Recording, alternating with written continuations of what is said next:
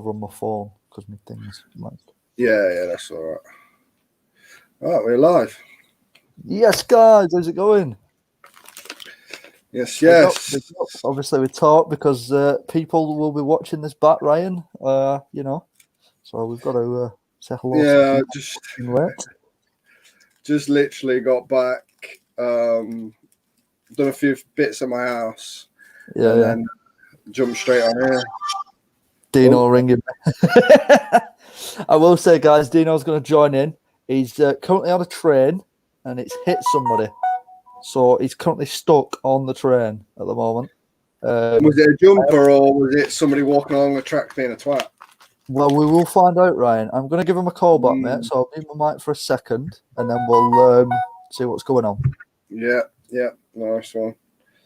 I'm going to message someone to see if they can come in, guys. I'm not going to say who just in case they don't come in.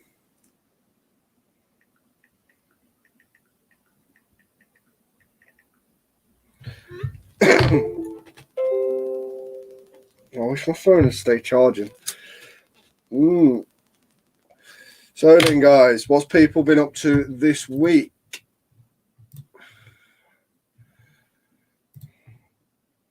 Because, it's been a mad one. It has been a mad one.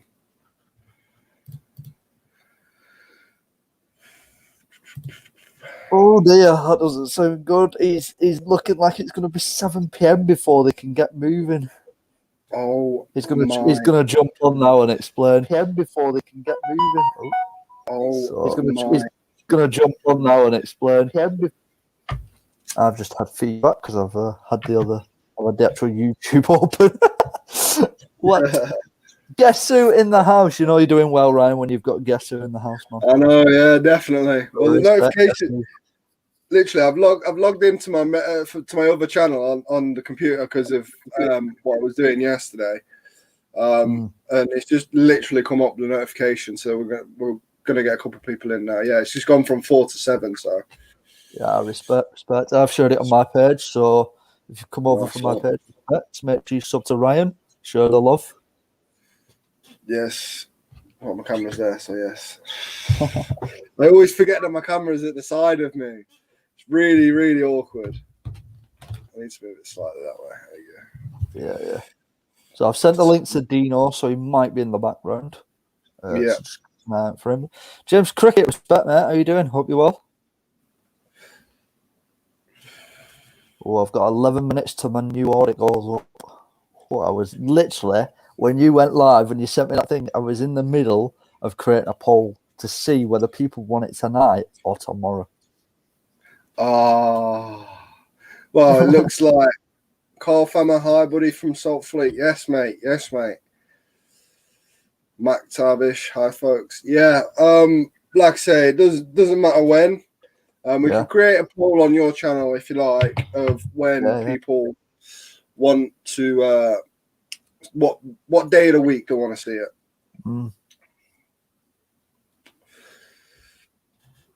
Because either midweek or Sunday. Yeah. Well, I do it every 2 days to space it out, But obviously, it's good because we had like 6 officers on us. Yes, Dino. The man on the train. How you doing? Set out from Bolton at 4. Still stuck here.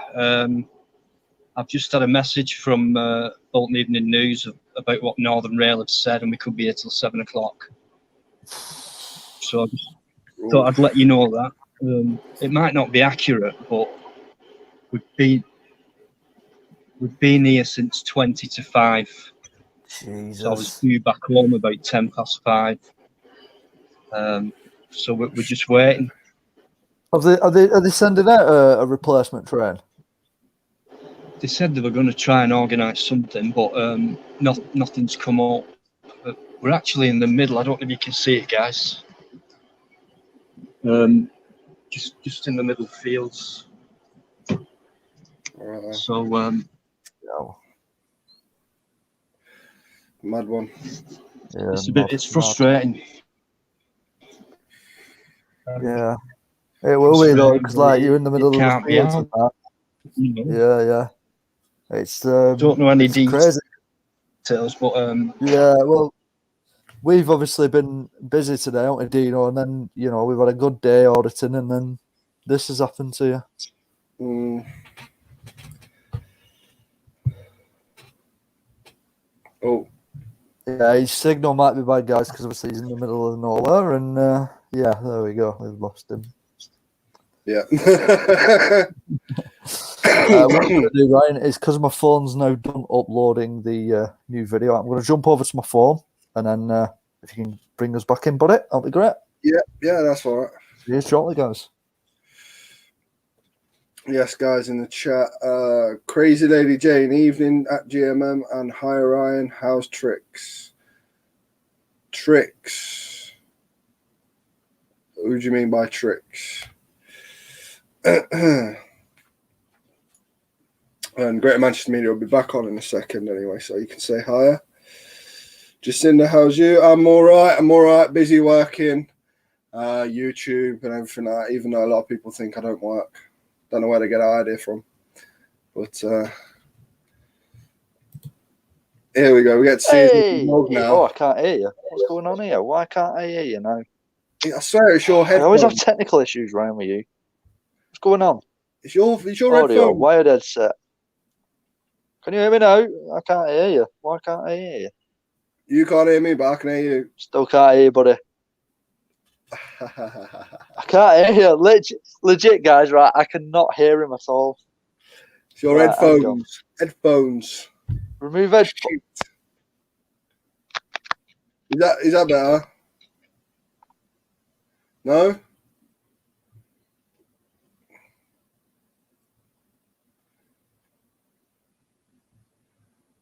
Charlie made you very emotional. Come on, lads, lol. Can't hear you now. Can you guys in chat hear me properly? Or am I way too low?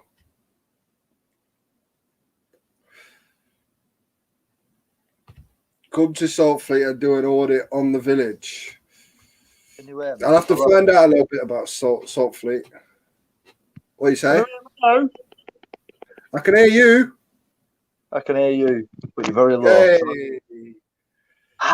It's a bump, man. I can't use my headphones. So if there's any feedback, guys, I'm sorry. I am sorry, right? Don't kill me. Anyway, it's been how many are we doing in chat, right? Are we doing all right? Yeah, we're doing all right. We've got 14 in at the minute. Right, guys, make sure you smash that like button. We've got a lot to talk about tonight. Oh, yes, we have. It's been a hectic week.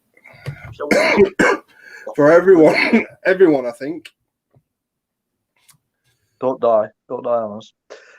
Shall we start off with auditing Britain last Friday? Oh, wow. I didn't get to be a part of it, so I don't know whether I should. Oh. I'm joking. What 100K video? Huh? What 100K video that was. I know, yeah, that was amazing. That was amazing. I can't believe he done it. Like, guys, if you haven't seen it by now, Auditing Britain is one of the top auditors going. And he released a 100K special video. So if you haven't seen it, then click off this now because we're about to spoil it. Right, click off this video right now. Go to Auditing Britain's channel, drop him a subscribe, and watch that video. It is amazing. But yeah, talking on that, I didn't get to be part of the video, unfortunately. But yeah, it's just perfect the way he released that. It's absolutely sick. I believe Marty Bladbury's helped him out on that, but massive shout out Marty for helping him out because it's just absolutely amazing. Oh yeah, definitely. I mean, the ending, like, you don't get to see his face. It's a bit annoying, but what he's done and the way he's put it across, fair enough. I see his point. We are. Yeah, that's it. We are all auditing Britain. And he's done that in such a way where no one can really get offended because Now, you At the get end the of- few people that goes, "Oh, I wanted to see his face." That's fair enough, but Yeah. as you're saying, definitely. This rule of broadcasting: never encourage your audience to go elsewhere. Well, mate, we're going to be live for a while, so they can jump back in. Don't hold it against him, James Cricket, please. But yeah, so we had that on that Friday night. That was sick, great weight. I mean, he kicked himself a little bit because he leaked it, and 2,000 people have seen it. But everybody makes mistakes. It's YouTube. It happens. Quite a few of them 2,000 people was people that was in the video as well. So not really that bad, but yeah, still got quite a good view count on it, I believe.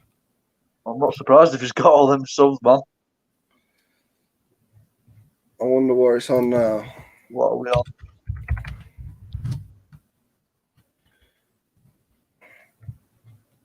I wonder what. He's got 102k subs, and I Am Auditing Britain is 67k views. So literally, views. Definitely. Yeah, Catwoman's cool. Catwoman. Yeah, Catwoman is and cool. Ozzy. And Ozzy. Yeah, can't forget Ozzy. Can't leave Ozzy out. The beautiful American dog that is Ozzy. Matt 12128, the cool blogger. Yeah, he's fantastic. And in the latest video I'm going to be releasing, I obviously mentioned about him auditing Bolton because he did a great job there with Oscar, and we revisited it, me and Dino, and it failed again for the third time. They just don't get the memo. No. But anyway, go on, mate. Sorry. I don't think anywhere really gets the memo unless they've been seriously like moaned at by the higher ups. Like, this video has got this many views. Like, if I go back to Boston now, do you think I'll get accosted again? That's my most highest viewed video. Wow. You might just have to try it, mate. See what happens. I might have to. Oscar did a piss at the police station and got away with it. You must have asked for officers that. Oh, you heard that from Yeah. wow. I used that in Manchester, didn't I? At Piccadilly Gardens. Yeah. When we went up to the police van. But yeah, speaking of Manchester, it was the protest. Yes, the protest. Fucking nightmare. Legs? Huh? How's your legs? Oh, my legs are fine now. I'm Fine, perfect fine, now. Yeah. Did a lot of walking that day. Oh, yeah. Shouldn't have done that much walking, but we ended up doing it. Yeah, cheers, guy who just hijacked the protest. Just because we had a radio, mate, and we was trying to keep them from getting run over and make sure we didn't get kettled by police, he thought we was part of the fucking police squad. What the fuck? Yeah, that was really annoying. So anyway, guys, we started out. Obviously, I did my interview with Ryan. Protest delayed half an hour. It then kicked off. We went down to Kill the Bill as it started. Caught some footage there. Nothing really going on with them. We didn't really get told if they were going to march or not. Anyway, we went back to Piccadilly with Charlie Veitch. Respect the Veitch, who you had beef with. He did it. He breached the Veitch. I breached the Veitch, guys. I breached the Veitch. And you got quite a lot of views from that because Charlie shared it out. Yeah, he did. He's a legend in the game. He is an absolute legend in the game. The thing is, he's not quite an auditor, but he just films what he likes. Yeah. But then some of his videos are auditing, isn't they? Yeah. He does give a lot of information out as well, and stuff like that. But yeah, Veitch breach. But I did a poll and everybody wanted to yeah. So that was good. Yeah, well, it was all down to you, mate. You literally put a poll up and said, what was it? Would you like Ryan Rampage to breach the Veitch? Yes or no? And then fight. Yeah. And the fight obviously won it. So I think there was. I don't know. I think there was. I think it won on one of the other two actually. Did it? It was. I think so. Let me double check for you, Ryan. But I'm sure either the yes or no one. But I think the fight wasn't far behind. So if I go onto my community page. But this all come about because obviously you bumped into the plank guy, the one that planked Charlie. Yeah. I bumped in. Well, basically, what happened was, I was on your live, wasn't it? Yeah. Just walking around Manchester when I first turned up on Friday. Yeah, it was Friday. Turned up on Friday, and then walking around. I jumped on your live for a bit because there was a few coppers about in Piccadilly Gardens. And I just decided to film a few coppers, as we do, see if we get a reaction. And the guy that planked Charlie was in the drug section of, if you know Piccadilly Gardens, there's a row where the druggies sit. And he was sat right there. Charlie calls them. Yeah, crackheads. Where they was all sat, and the police are there talking to them, and that stopped and searched someone, put cuffs on them. So I was just there filming it whilst on this live. So, and then didn't realise at the time, this guy started kicking off. I'm like, who the fuck are you kicking off at me, you dickhead? I was like, it's a private, I couldn't be asked with a confrontation. So I said, it's a private group. It's just me and my mates, right? So I do one. And the copper knew exactly what was going on because he weren't buzzing or high or anything. I couldn't think anyway. But he turned around and says, he's allowed to film in a public place. You attack him and I'm going to arrest you. Yeah. So he fucked off anyway. And then you turned around and told me in the live as I was walking away from them coppers, wasn't that the guy that planks Charlie? I was like, yeah. Where's he gone? I wanted a quick interview with him there and then, like, come on then, fucking plank me, you cunt. And he actually followed you, didn't he? Yeah, he followed me for a bit. I walked around the cop van to try and see if there was any coppers in there because I was trying to get as many coppers in this live stream as possible. And then, I was trying to get as many coppers as possible. And then I seen him with his mate following there. So I decided to get back in front of the cop van to see if he'd follow me some more. And he just decided to turn around and thinking as soon as I spotted him, he just turned around and fucked off. So, yeah. Fantastic. Well, shout out to Stephen Guest, our bodyguard, is in the chat. Yes, Stephen Guest is our bodyguard. Late. If you want to join, guys, the link is in the chat as well. Make sure you can't click it because I'm not a mod. So Ryan will have to reshare it. So it's clickable. But don't worry, you don't need to mod me up, Ryan. I'm not in bro. Not in at all. I couldn't even try to fucking do it like this. So you'd have to do it through your YouTube channel and then click in the chat, mate, mod. I don't know. Yeah. Just copy and paste that link, guys, and you should be able to join, and then Ryan will add you if he's keeping an eye on backstage. Because we've probably got 500 people back there, but he's not seen. Anyway. It was a good day. Like I said, the protest. It then turned into a march. The original plan was to march through Arndale Centre. But one of the ladies with the white hat and the megaphone didn't want to do it because private land would get booted out. So we had to do a diversion, and we had then these street party people join in from somewhere. And then we had the Kill the Bill lot coming in the other direction. And it was just like, I got on the radio to Ryan, and he's like, Ryan, get to the front, kill the Bill area. Come running up with my camera like this, yes, let's go see. I'm coming. So it was like, they passed peacefully by the looks of it. There was no issues. The thing is, if I stayed at the back, right, I was pretty sure I was going to get arrested. Because literally, as soon as we started marching, you had a group of officers walk down from the Northern Quarter that was for us. So they walked down straight away from the Northern Quarter, and joined in with the group that was already following us, the group that was started at Piccadilly. And there was at the back, and I was just there filming them, walking up with them, and they stayed at the back whilst I was there. And then they kept on like talking to each other, talking to each manager of the group, because it was like 2 different managers of the group. And then you got on the radio saying, we've just seen Kill the Bill, and I jetted.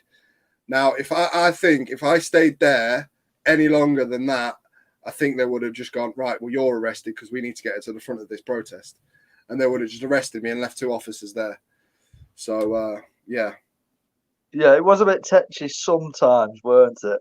Especially as that guy took over and we were trying to take him through St. Peter's Square back to Piccadilly. He took over and sent us completely off track and down the gay village, and it's not where we wanted to go at all.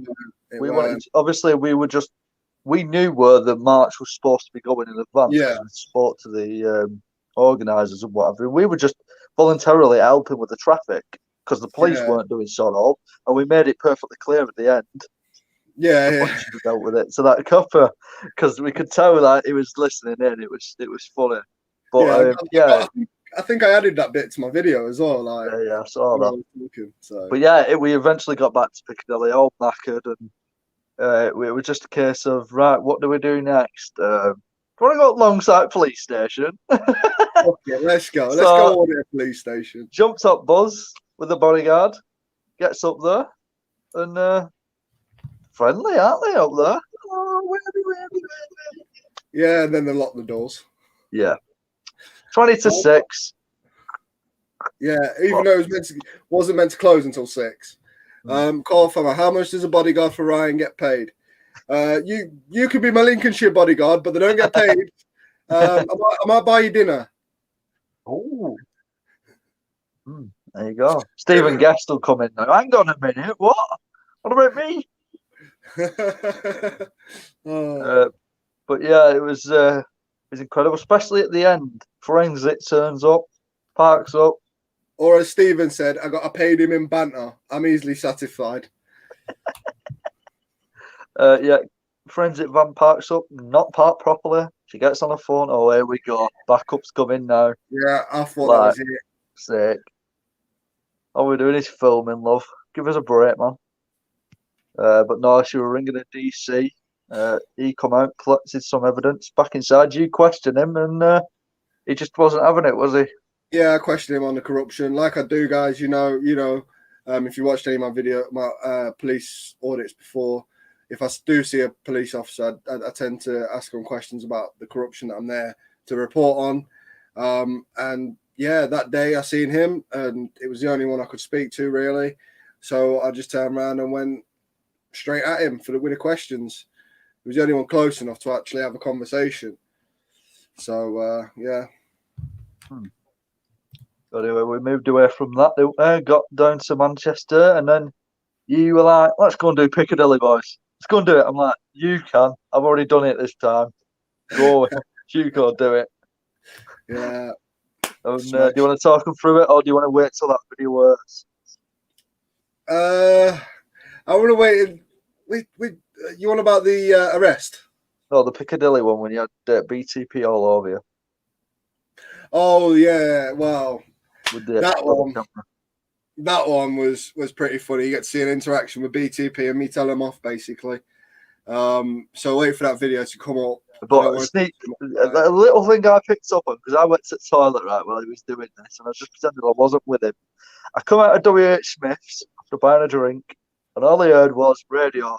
There's a guy over there filming, just leaving. It's like, oh, for sake. And then I call it BTP walking towards them. I'm like, I'm not with him. Not with him. Leave it with you. Oh, dear. Yeah, Stephen Guest. Dinner in a hotel for the night with a winking face. Trying to flirt with me now. Look at that. Just because I'm over 800 subs, yeah? Nah, Carl was helping with traffic alongside Gianna earlier, so just tagged along later. Nah, and you were also carrying that big speaker, pal, don't lie. Yeah, you looked more of an organizer than what we did. I got blamed. How the fuck did that happen? There's me trying to control everything so we don't get kettled in. And if you don't know what kettling is, it's basically when a protest is going on, right? And they're like surround you like that, and then they'll kettle you in like that to make arrests. Right, that's what kettling is. If you didn't quite get that, but yeah, like fucking hell. Every time, like trying to get it organised because that guy took over was a nightmare because it was going to get kettled if they didn't come back, and then we didn't confuse them by coming back on themselves and then going up that street by the bus. Lost most of the fucking police, and then we managed to get back to Piccadilly. But Piccadilly Gay Village, which really fucked everything up. Yeah, that nearly caused fights. That caused shit, didn't it? People in Gay Village were out drinking, and it was just like, oh. T-Bag got a punch. Yeah, T-Bag got it. Yeah, by someone or someone. Disgusting. But yeah, we did that Piccadilly video after you got back, and we were just like, let's go fucking spinning fields. Goes there. Boring. But the next bit, fucking Ali Law 24-hour challenge, boys. Wait, you know what? Next time I'm down in Manchester, yeah, I might just record a 24-hour challenge in that place. You know that. Like my channel's not big enough for them to know exactly who I am. So you don't get away with it. But no, fucking 24 hours. We did the spinning fields, and then we went left, didn't we? And right. We went straight on. We were like, oh, it's all under construction here. We spoke to the security guard where the old entrance were for the studios and the Coronation Street set. Yeah. Studio 1's still in operation. And there's one underneath that building. And we thought, let's just walk around, just see. Anyway, me and Stephen shot off because I think you went for a summit. I went for a piss. You went for a piss. Me and Stephen went off. All right. And we saw them gates up and went, Ryan, the gates are open. Him just comes up on the side. He just comes running up. What? Get us in there now. Camera rolling. We're thinking, yeah, this is nothing. This is just on way down to fucking bar, innit? Got some girls behind us going down there as well. So he goes down, scoots round, sees that camper van, comes back on ourselves, thinks, well, that bit's open. Let's go down there. Fucking goes down. Public access. Construction sites there. We didn't realise there was a fucking security guard behind us, fucking patrolling that area. So we were really close, and we were talking really loud as well. We walked down, fucking Weatherfield Police Station. Robbers return. Smashed it. But people have burst my fucking bubble. Apparently, that Rover's return was a candy store. Yeah, apparently it was a gift shop thing for after you did the tour. Oh. Yeah. That's burst my fucking bubble. I was enjoying it. So, yeah. Bannerman said we should have gone in as well because it was open. Yeah, it was public access, but I thought it was me that put it off. I turned around and said, ain't that pushing our luck a bit? Yeah. But then now I kind of regret it. I should have gone in. We should have gone in. Yeah. We should have gone in. And then we walked away after doing my intro and outro scenes and that. And Nick's Bistro, the sign was there. It was like, fucking hell. That was a mad day, that. Let's have a look. Yeah, Stephen, your arms are fucking killing you. Undisclosed details with them googly eyes. We are better than everyone. We haven't got guess who? Guess who? We've got undisclosed details. We've smashed it. Pair of yous bottled it, lol, Stephen guessed. Hang on. Coming from the man that doesn't want to go in front of the camera and fucking basically was like, oh, that's that factory where Haley used to work. You didn't say to us at all to go in there, did you, pal? Tell you. What's he like? Anyway, so we got that video done and dusted at the Robbers Return and all that, and went and got some tea, Burger King. Shout out to them, respect. And, all I saw was two officers, somebody in handcuffs. Ryan! Let's go audit this arrest. You want to talk us through what happened, bro? Well, when we seen it, you was like, "Oh, Ryan, look, someone's getting arrested." I was like, "Right, okay, let's film it. See what happens." Because as you know, guys, police don't like filming in public places for some unknown reason. So we decided to go film it, and then what was his rank again? Sergeant, Chief Inspector. Chief Inspector. That's it. He was stood there, arms folded. Looking at us. He was watching us, weren't he? He was looking at us like, what are these doing? I'm like, right, I'm not going to say a word to you. Right, when you ask me what I'm doing, I'm not going to say a word to you because you're trying to be this big muscly guy and it's not happening. Right, so he came over. He's like, "What are you filming for? What are you filming for? What are you filming for?" Me and Great Manchester Media just, that was it. I was just drinking out of my fucking Burger King drink like that. I just fucking blatantly stared at. I almost pissed police off because I blatantly just stared at him like that and just went. That must have really pissed him off. But yeah, later on down the line, he did it again, didn't he? Yeah, he did it again. Stood there whilst two women officers were struggling to get his mail in the van, screaming at him, "Oh, because I'm black, you white people used to put me in cages." Rah rah rah. Proper racist stuff. And now there wasn't being racist. It was a lawful arrest. We were just going to film the arrest.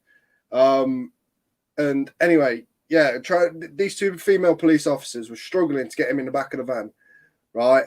And he was stood there more bothered about us filming than anything else, than the arrest going on behind his back, where one of his colleagues could have got injured. Mm-hmm. So, it was a bit disgusting, but yeah, then we had a PCSO come by. Well, it's funny, right? Because he gets on the radio, Chief Inspector, to get back up. And I said to you and I said to Stephen, watch our back. Because if TAU come round the corner, we're being gripped and moved out of the way. But anyway, that didn't happen. It was a case of another van arriving to help, get him in. But we were stood there and all of a sudden this PCSO, corner of my eye, just comes flying up. "Everybody go home now. Get home." I'm like, "Whoa, hello, big bollocks." He goes round the other side and his Chief Inspector goes, "Just leave it. Just leave it." Yeah. Which really wound me up after the second bit because he's joined in again, telling us all to go home, right in front of me, even though he's just been told to leave it. And it's I'm like, what? The guy like 10 pay grades higher than him was like, "Leave it, mate. Just leave it." But obviously, you ain't going to get nothing. Just leave it. I'm stood here for a reason. And he just said it again. He sat there on his bike for about 30 seconds or so. And "Why don't you not just go home?" And Chief Inspector looked at him and was like, "Oh, fucking hell." I was like, "That's why we film." Yeah. That is why we film everything. Yep, and we had some girls come up to us asking what we were doing and that, speaking with you guys. Obviously, they were like, "Well done, yeah, good on you," that, and they went off.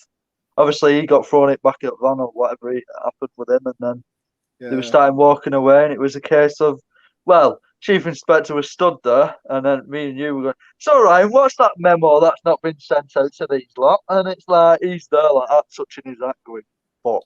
I was there like, Section 33 of the Criminal Justice Act 1972. But made sure he was fucking known. Yeah. And the girl that came over, should we talk about that? Yeah, go for it. Yeah. I might be in a bit of shit there if my girlfriend's watching. But no, genuinely was having a conversation. She was a bit drunk. She was saying she loved what we do, filming police, making sure there's no corruption, trying to disencourage corruption within the police force, prison services and stuff like that. And she was like, yeah, fully agree. So, talking to her a little bit about it. And then like she was like, yeah, I love what you do, this, that, and the other. And Stephen guessed. No comment.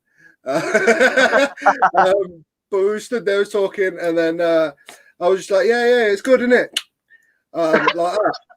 Right? And I swear, I kid you not, her friend just come behind her, right, and said, "Oh, he's just winked at you," and dragged her away. I'm like, I wasn't trying anything on, love. I didn't ask for a number. Fucking hell. I was literally just being a bit cocky and that, like, yeah, it's a good thing, innit? Like, you know what I mean? Yeah. Oh, my days, the reaction of her mate. She must have had a boyfriend that is friends with her mate or something. And she just dragged me away. I was like, I'm not trying to get a number. Like, I'm not even said I'm single. It's just like anytime boys do anything, it's instant. They're trying to fucking get us in bed. It's like, get off your high horse. Just because we talk to females, mate, it's simple as that. Yeah. But anyway, as we were walking away, PCSO, we followed him, didn't we? You two, you and Stephen, had a bit of tiff. Yeah, go on your bike, and he's there giggling away. It's like, after what you just done, pal, what the fuck? And he's going, McDonald's is open, didn't he, Stephen? And he's just like, yeah. I was like, oh yeah, get on your bike then. See you later. And Stephen went, McDonald's is still open. I was like, don't step above your pay grade, and then you just turned around to my camera and was buzzing, and yeah, that's why we do it.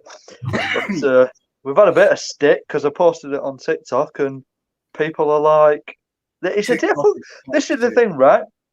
Social media is social media regardless. The pin-up movement's there, yeah? But what I found is YouTube versus TikTok, they're not educated on TikTok. They don't have a fucking clue.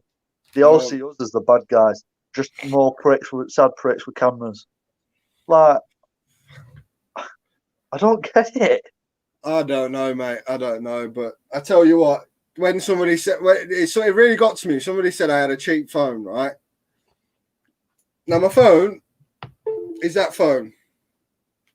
I'm not going to lie, that is my phone.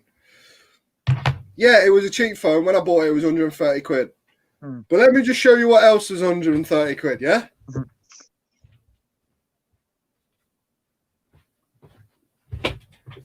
Just these. 130 quid trainers. I don't need the latest fucking phone out. And I definitely don't need the latest phone to use a camera. Exactly. But if I want the latest shoes, I'll buy the latest shoes. Mm-hmm. I've got the PC I'm running off. The PC I'm running off right now is about 400 quid. The camera alone, 100 quid. And I'm not even trying to flex. No flex. Just translate that flex word. What does that mean? Flex is like showing off. Just in case there's any thick-old watching, and they might not understand chav words. Just like, not trying to be a big man, like hard and that. Yeah, just like, yeah, I've got money. I don't need to have everything the latest. I have what I want. Yeah. Well, I have a comfortable life because I work hard for it. That's all I can say. I pay my rent. I pay my bills. I have a comfortable life because I work for it. No worries, man. No worries. But yeah, so they shut off, and that was basically we had a chat with the PC off camera, didn't we? Yeah. Sergeant even, and I recognised him from TV. Yeah. Do you know what, guys? We do say record the police always, right? But this time I thought, as auditors going out and speaking to the police all the time, I thought this might be a chance to get someone that's experienced and that knows what he's talking about, their honest opinion. And he did give his honest opinion, his personal honest opinion. Now, you'll never get that on camera. No police officer, no respecting police officer will ever give their own opinion on camera because their job. But it is nice to actually hear their side of every single story. And we pulled them up about the whole pin-up movement, didn't we, and everything. Yeah. It wasn't just common law and all that. It was literally everything that we know and we talk about. And he literally just commented about it. Yeah, it was spot on. Yeah, defo. Yes, that wasn't too bad. Did you go to do any audits on the Sunday? Because obviously you had to stay over again because it was 10 o'clock at night by the time we finished. Yeah, it was late. Well, in the morning, before going home, I ended up going home from Victoria Station because I couldn't be out. I wasn't going back to Piccadilly. I'd like that. Bottled it. Yeah. But right next to Victoria Station is the big prison, which some of you guys that don't know Manchester will know it as probably Strange Ways. But it's HMP Manchester, or Strange Ways Prison. And I went there to report on the corruption within prison. And I pushed my luck. There's a couple of auditors gone there, and they tend to stand outside, right near where the vehicles go in and out and stuff like that. Me, I really wanted to do something different. Now every auditor is different. I just wanted to do something a little bit different. Doesn't mean anything bad against any other auditor. I just wanted to do it different because people have done it. I want to do it different to give the viewers and the content better. So I walked right up to the door, right up to the barrier where it is against the law to take a mobile phone device if you're not going to. Yeah, that's how I pushed my luck, mate. If you go past this door, right there, you can actually get arrested and charged for going within a police grounds with a mobile device. Yeah. They can actually legally get you on that. Even though every day somebody walks in with a mobile phone to visit people or whatever, but that is where they can do you, that threshold. Yeah. So I walked right up to the door and I filmed inside and all the sanitizing stations and stuff like that. And they didn't like it. You can't film there. You can't film there. Over the tannoy. Wasn't even brave enough to come out. Over the tannoy. You can't film there. You can't film there. So, yeah, good interaction on that one. And somebody came out and closed the door. Said there was ringing the police. I said, go ahead, ring police, is waste of time. But you'll see that video soon on my channel. Yeah. But yeah, it was a very interesting day, obviously. I've got some good content, good at alongside, like I say. Obviously, Live Free, defo educated them because they were just friendly as fuck, weren't they? It's just like nothing. We had maybe one little interaction where they just asked us what we were filming for. Officers going to use it, but other than that, it was just left alone, waved at. See you later. Carl, yep. Watchers are here too. Yeah, if you guys have got any questions, do leave them in the chat. If you want to join as well, I'm sure Ryan will post the link. You can join in with the debate.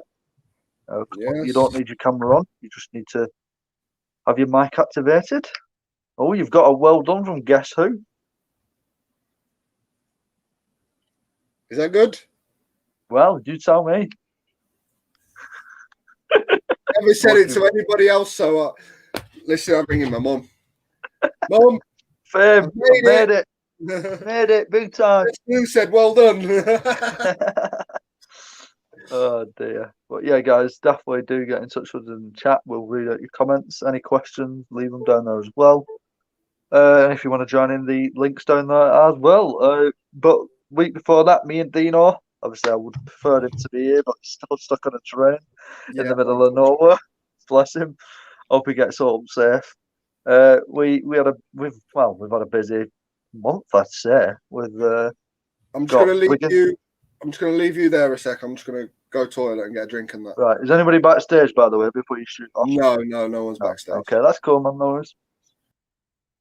Don't get lost. But yeah, me and Dino have a bit of a busy month. We obviously audited Wigan. We did DW Stadium. We did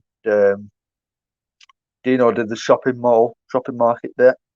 He smashed that, and then we went over to the police station and got a bit of an interaction there with the detective constable who forgot to identify himself. And Dino definitely did put him on the spot and told him you have to, and he did after that. He gave us his full name, collar number, and everything.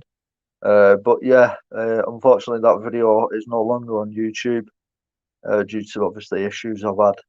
So I'm afraid, guys, you won't be able to watch the Oldham Police Station audit. Yeah, apologies about that. Obviously, I will have to go back up and probably redo that video, which is a shame, really.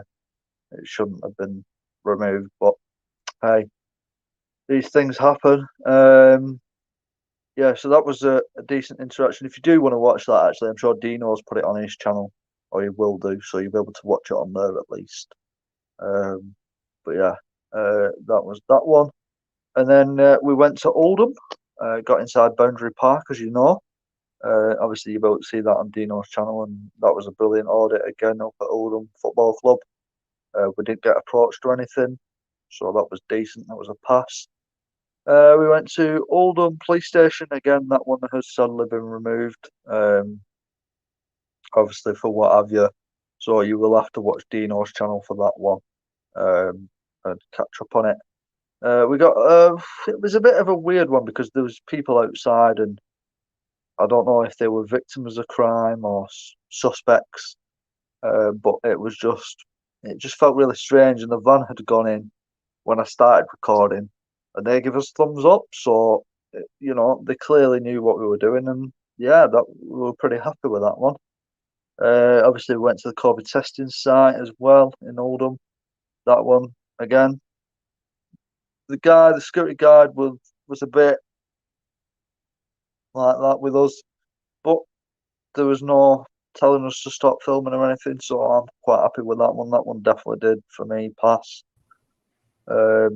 Yeah, so I think that really. Oh, we did Heinz Beans as well, and we're gonna forgot that one. Failed. Again, that's another video that's sadly no longer on my channel.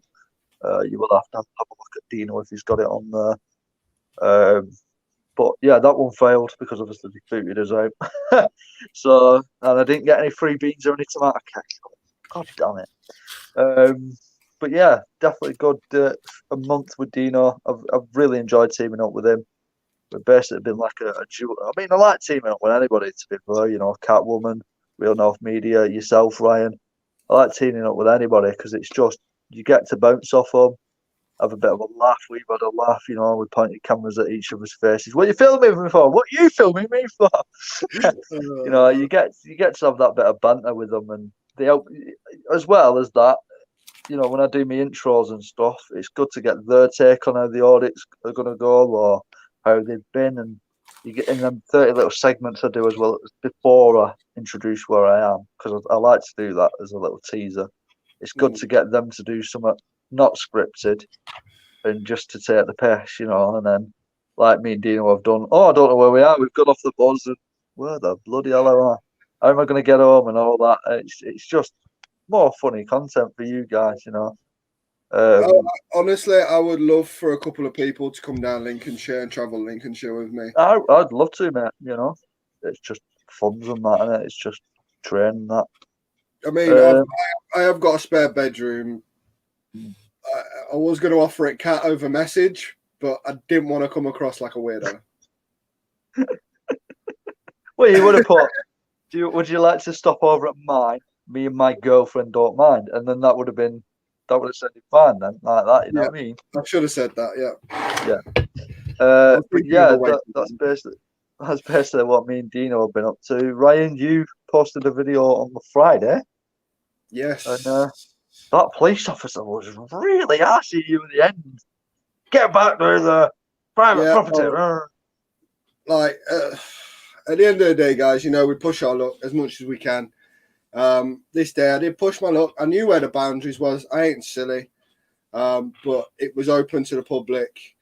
And yeah, I walked up it. And yeah, he decided to comment when he was walking back in his door. You get back down there, make sure you're down there. And I'm just, fuck you, mate. Don't get cocky now.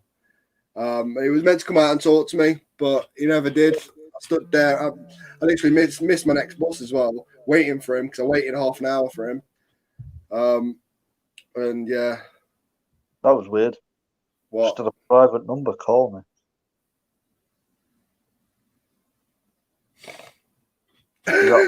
Calling me for. So is that was weird. Yeah. And then it didn't ring out for that long. Yeah. Okay. Yeah, it was. He just he wanted to have the final last word, didn't he? He just didn't want to leave it like you had the final word. It was like, get past that line. It's like. The thing is, there is another incidents as well,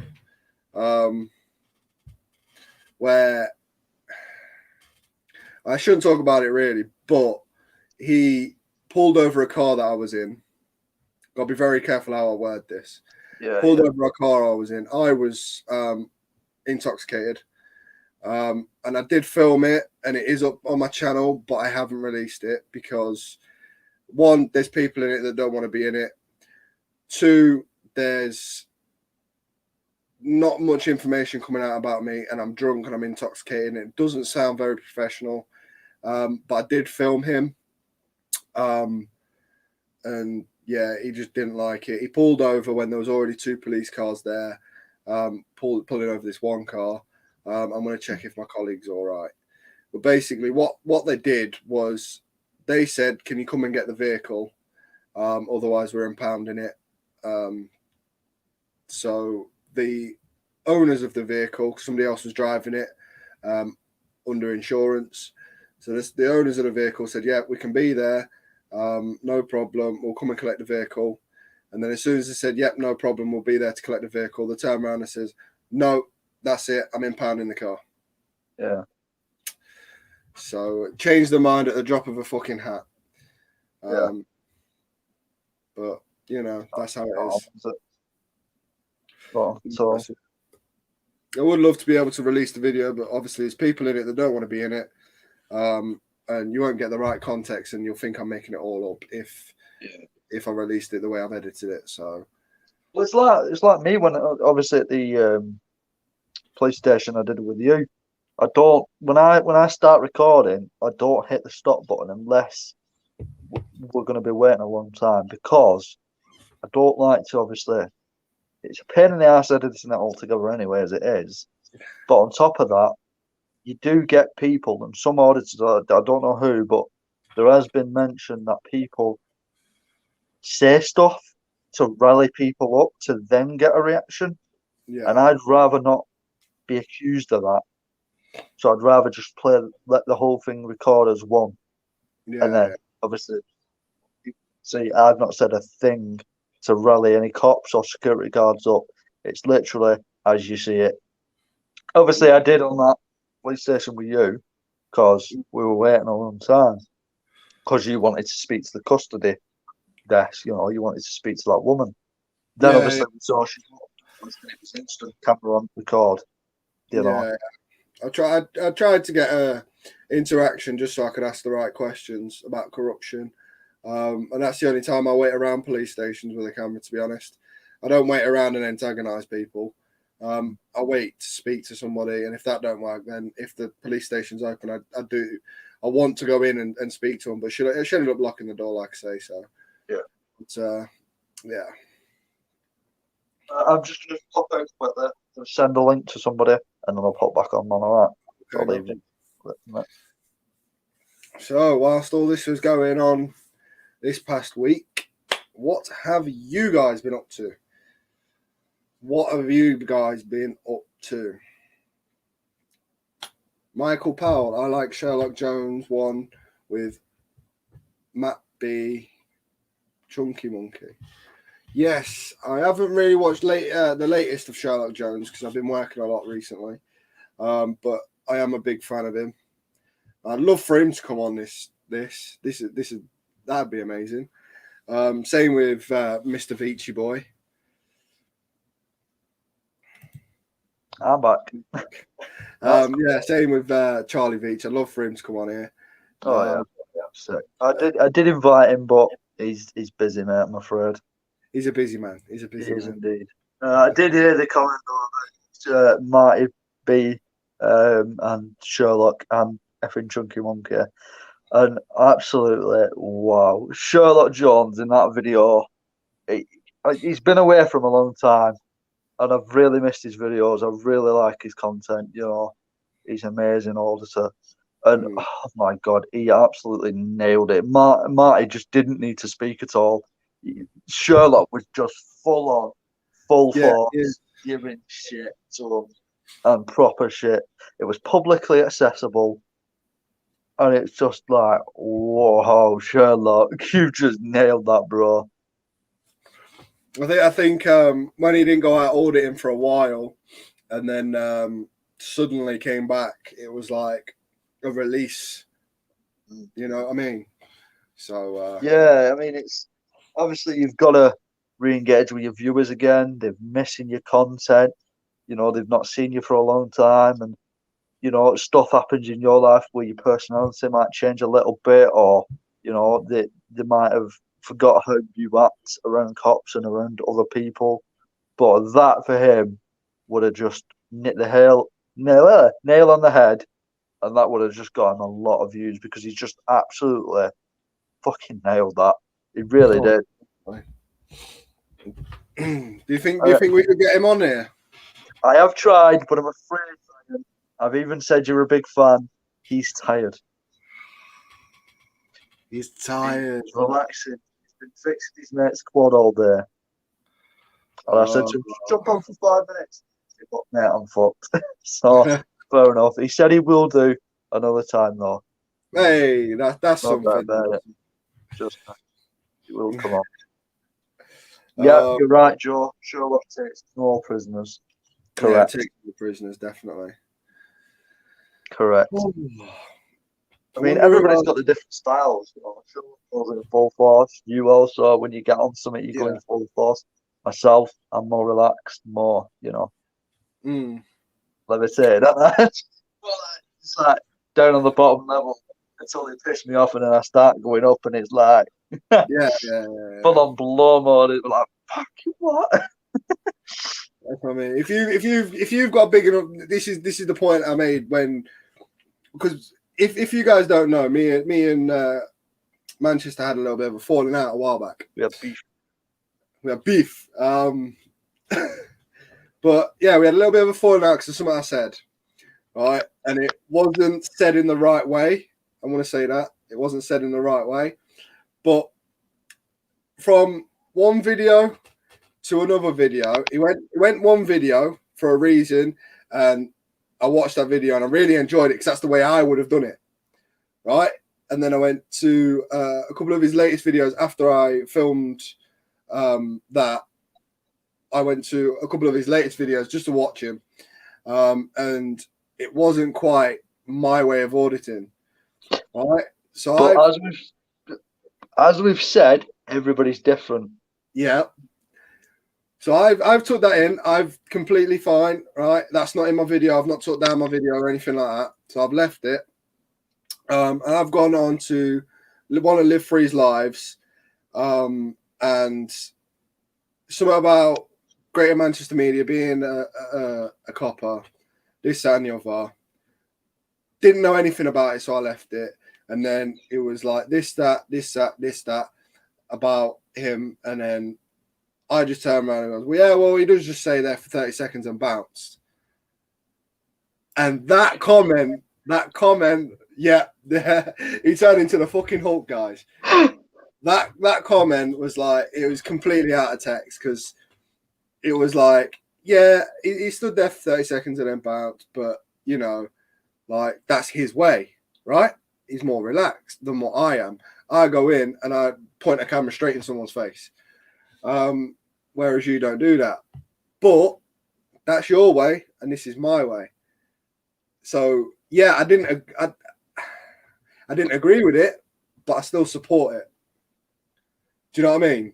So, but me saying that in that context, it did come across that way. So, but obviously, my point was, I'd done my education because the guy got educated. Yeah. My other issue was it was lockdown. First time I'd been out in fuck knows how long. I didn't want to be dealing with the shit of a COVID fine, threat of police, so I bounced. That's what it was about. That's why I didn't hang around after that. Yeah, but like I say, guys, everyone's different. It's just I didn't agree with. Yeah, I would have stayed there and took a COVID fine, but yeah, you didn't want to. Everyone's different, and because I said that, it was like, yeah, it should have been said in a different way, basically from me. But obviously, it came across as an attack, which obviously it wasn't because we spoke about it since. And now look at us. Look at us now. Peace. See, stuff can be solved. Definitely. Put it to the bed. But hey, Yeah, so that was that. Today, me and Dino have been out, and what a cracking day we've had, apart from the ending for Dino. Yeah. So the new video is out now. I did put a poll up asking if you wanted it going out tomorrow or what have you, but for some unknown reason, my YouTube's uploaded it straight away, and I can't premiere it. Not happy. But yeah, definitely do tune into my channel to see them. Not ones to miss. But everybody seems to be busy this weekend with the process. Yeah, I'm wondering if there's another protest in Lincoln that I might attend. Like, Well, there's one in Rochdale that myself, Dino, and Active Patriot are going to in Rochdale to cover. I won't be able to go live, guys, I'm afraid, due to strikes. So I do apologise about that. Obviously, another downside to stuff that's happened. But the content will be uploaded as soon as I get in for you to watch. And then obviously on the 1st of May, we've got Liverpool. So that's going to be fun. Travelling over there, doing audits over there. What have you got planned in terms of audits, Ryan? Anything? Planned auditing? Nothing's ever planned with me, mate. Should know that for free. Yeah. I don't know. So I'm working like Monday to Friday. There is a couple of things I want to pick up on. Look, this is the live tonight. Just thought I'd clarify that. I can't go live at all. I just can't. The community strikes. It won't let me. Yeah, that's why it's on this channel. Obviously, we would love to do it on a channel with more subscribers, but are you after something, Ryan? Are you after something, pal? No, it just gets more viewers in general. I'm not bothered whether to subscribe or not. James, it's because of obviously had the community, the copyright strikes. It's part of it. Part of the thing YouTube do. But yeah, planned auditing. There's a little bit in Mablethorpe that I need to go back down there to sort out, but might not end up auditing it because I've been Mablethorpe a few times. I mean, Lincoln, HMP, Boston. I don't know if they have a HMP. Probably back to Boston Police Station. By the way, these ain't tablets; these are chewies. I don't pop pills. I was going to say you're popping them pills pretty quick. I don't put pill pop. Yeah, I might go back to Boston at some point. If I hit 1K, I'll definitely go back to Boston. Wink, wink, wink. Nudge, nudge, nudge.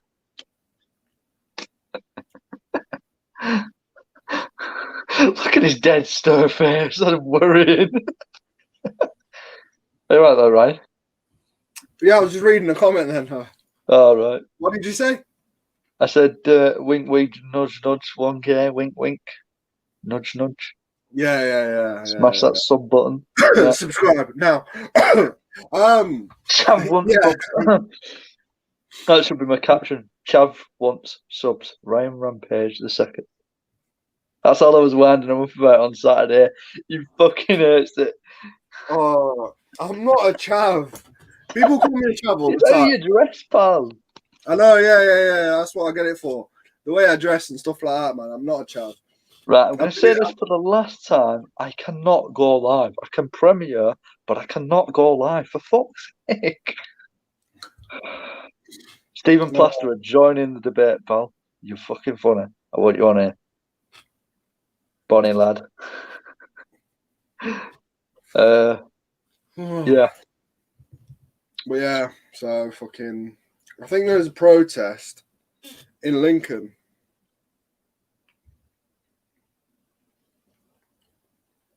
Right.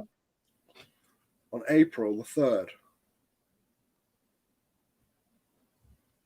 3rd? Yeah. April the 3rd? May the 3rd? No, it says April the 3rd. Well, it's been and gone. I know. And there wasn't a protest then. Who knows?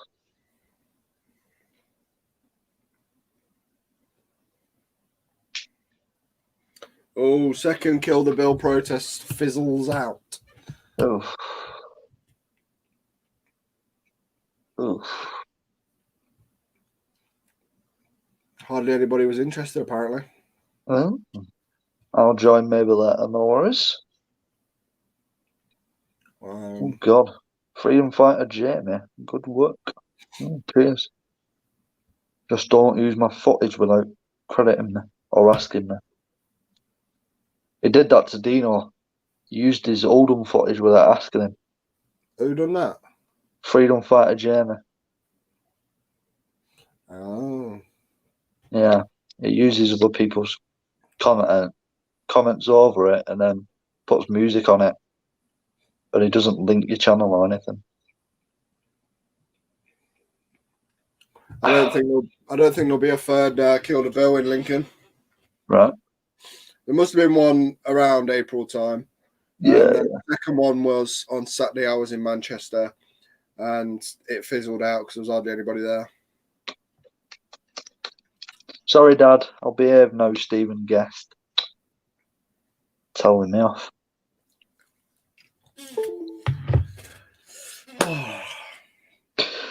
Anything to talk about? What else? I think we've covered all the topics. We need to burn ourselves up and just go full on in an hour and 6 minutes. Stephen Plasterat. Oh, fuck. We don't really want to talk about that situation. We've both said our pieces, and that's it. I've pissed But myself. the thing is, for me, we can't silence freedom of speech. If people want to have the say on it, it's down to them. And if they, If you want to have your say in the chat, that is absolutely fine. But yeah, I just don't. I pissed myself off a lot talking about it, and I just. It's not done me any good neither. No, I just can't be asked anymore. So, I'm pretty sure they can't be asked. But like I say, freedom of speech. You can say whatever you want in the chat. But I'm just not going to. Sorry, I don't know that, but I do have a skill you might like. It's called Pikachu Talk. Wanna try it? What the fuck? No, Alexa. Alexa.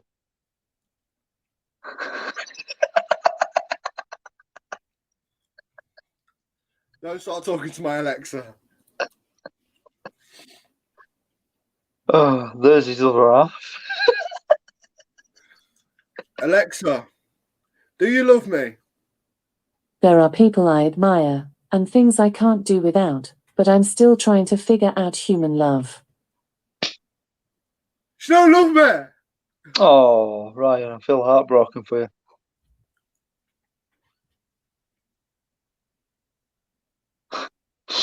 His whole world's just come crashing down. You can see it in his face. Oh. Just ask Alexa what she thinks of auditing. Alexa, what do you think of auditing? Sorry, I don't know that. What do you think about auditors on YouTube? I don't have an answer for that. What about police abusing powers? Alexa, what do you think about police abusing powers? I don't have an answer for that. Alexa, can you think? I think about all kinds of things. What about a joke? Has she got any funny jokes?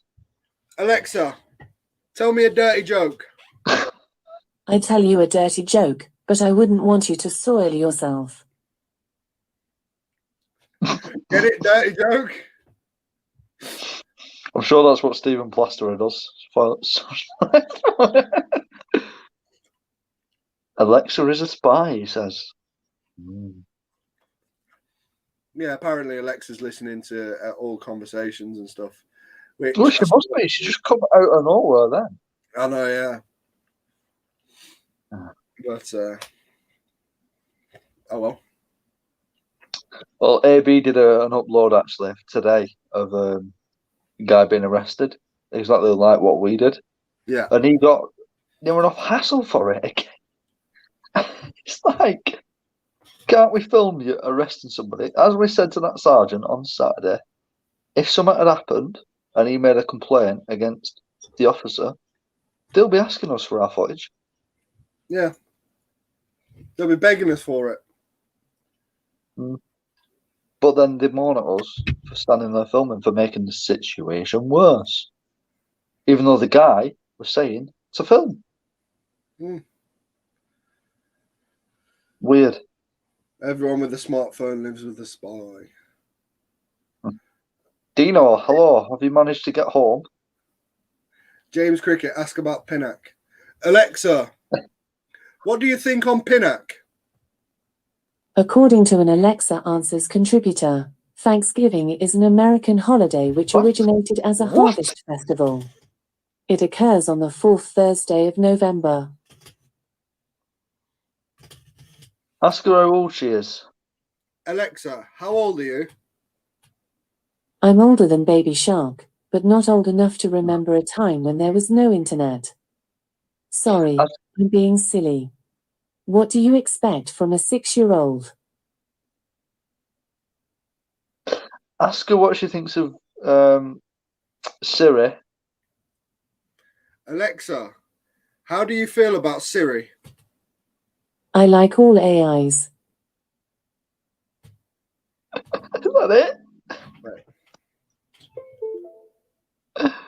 Oh my god.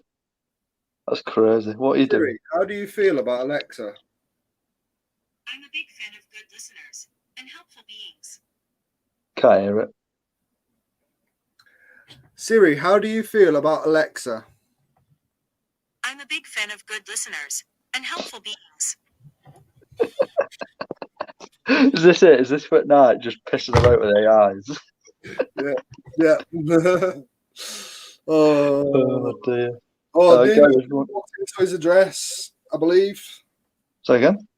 I said Dino's just walked in home, I believe. Stephen Plasterer asked, do you contribute to the security service? Oh dear. If you want to ask that, Stephen, why don't you come on and join in the bit? He might ask me to turn my Alexa off. Yeah, I don't want it listening to me. Undisclosed details. You keep posting them eyes emojis. What's going on? Creeping me out now. Have we got anybody coming on? Have we got anybody coming on? I don't know. Have you got in touch with anyone? No one's popped up. Hopefully Dino might come on. Now he's home at last.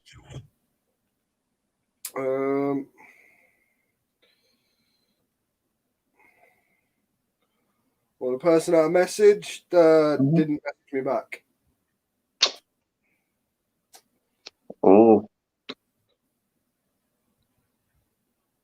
Oh, Stephen, come on. He's funny. Only Alexa tonight, guys, Lila's saying. She just wants to hear from that female. Alexa, are you a female? I'm female in character. Did not answer my question, but okay. Ask her who does the voice of Alexa. Alexa, who does the voice of Alexa? I do my own voice.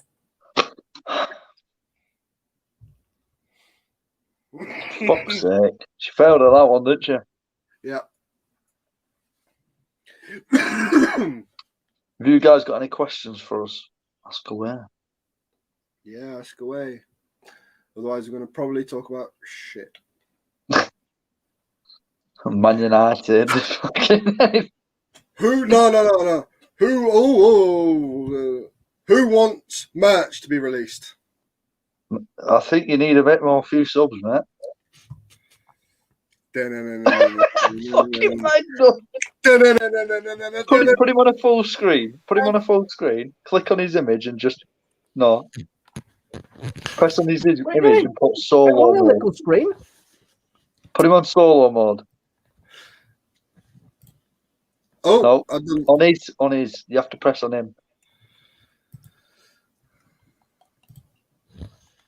It won't let me do it. Oh, for fuck's sake. Click on his. Never mind. Banana Man. Are you alright though, pal? Who, me? Yeah. I'm fine. There you go. You're live on TV. How are you doing? Yeah, fine. I'm just having a choc ice. On a stick. Magnum. Is it a branded lollipop that nobody can No, serve? it's not branded. No. Can't afford branded. And when you get the unbranded ones, you get like 10 in a box at the same price of 2. See, Bannerman's going to be struggling here because he's not got the comment section up. So don't put it on that one, mate. Put it on the 3. Because there we go.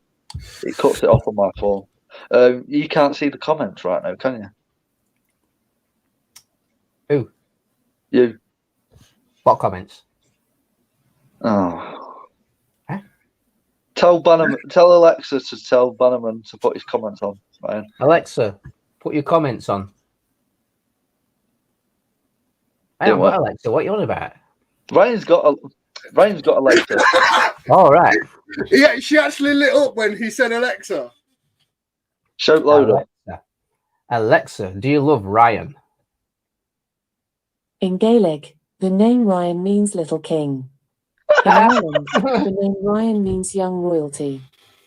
Did she say in Gaelic at the beginning? Gaelic. Oh, Gaelic.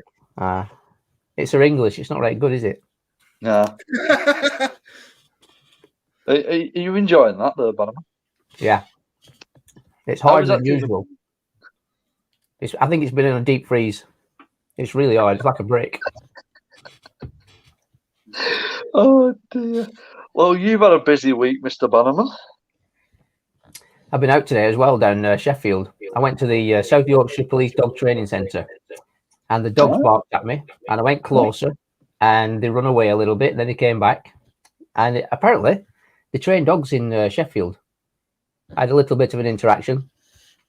But yeah, I also met one of the police officers that I met before and they were in a conference thing, right? And this is what were happening.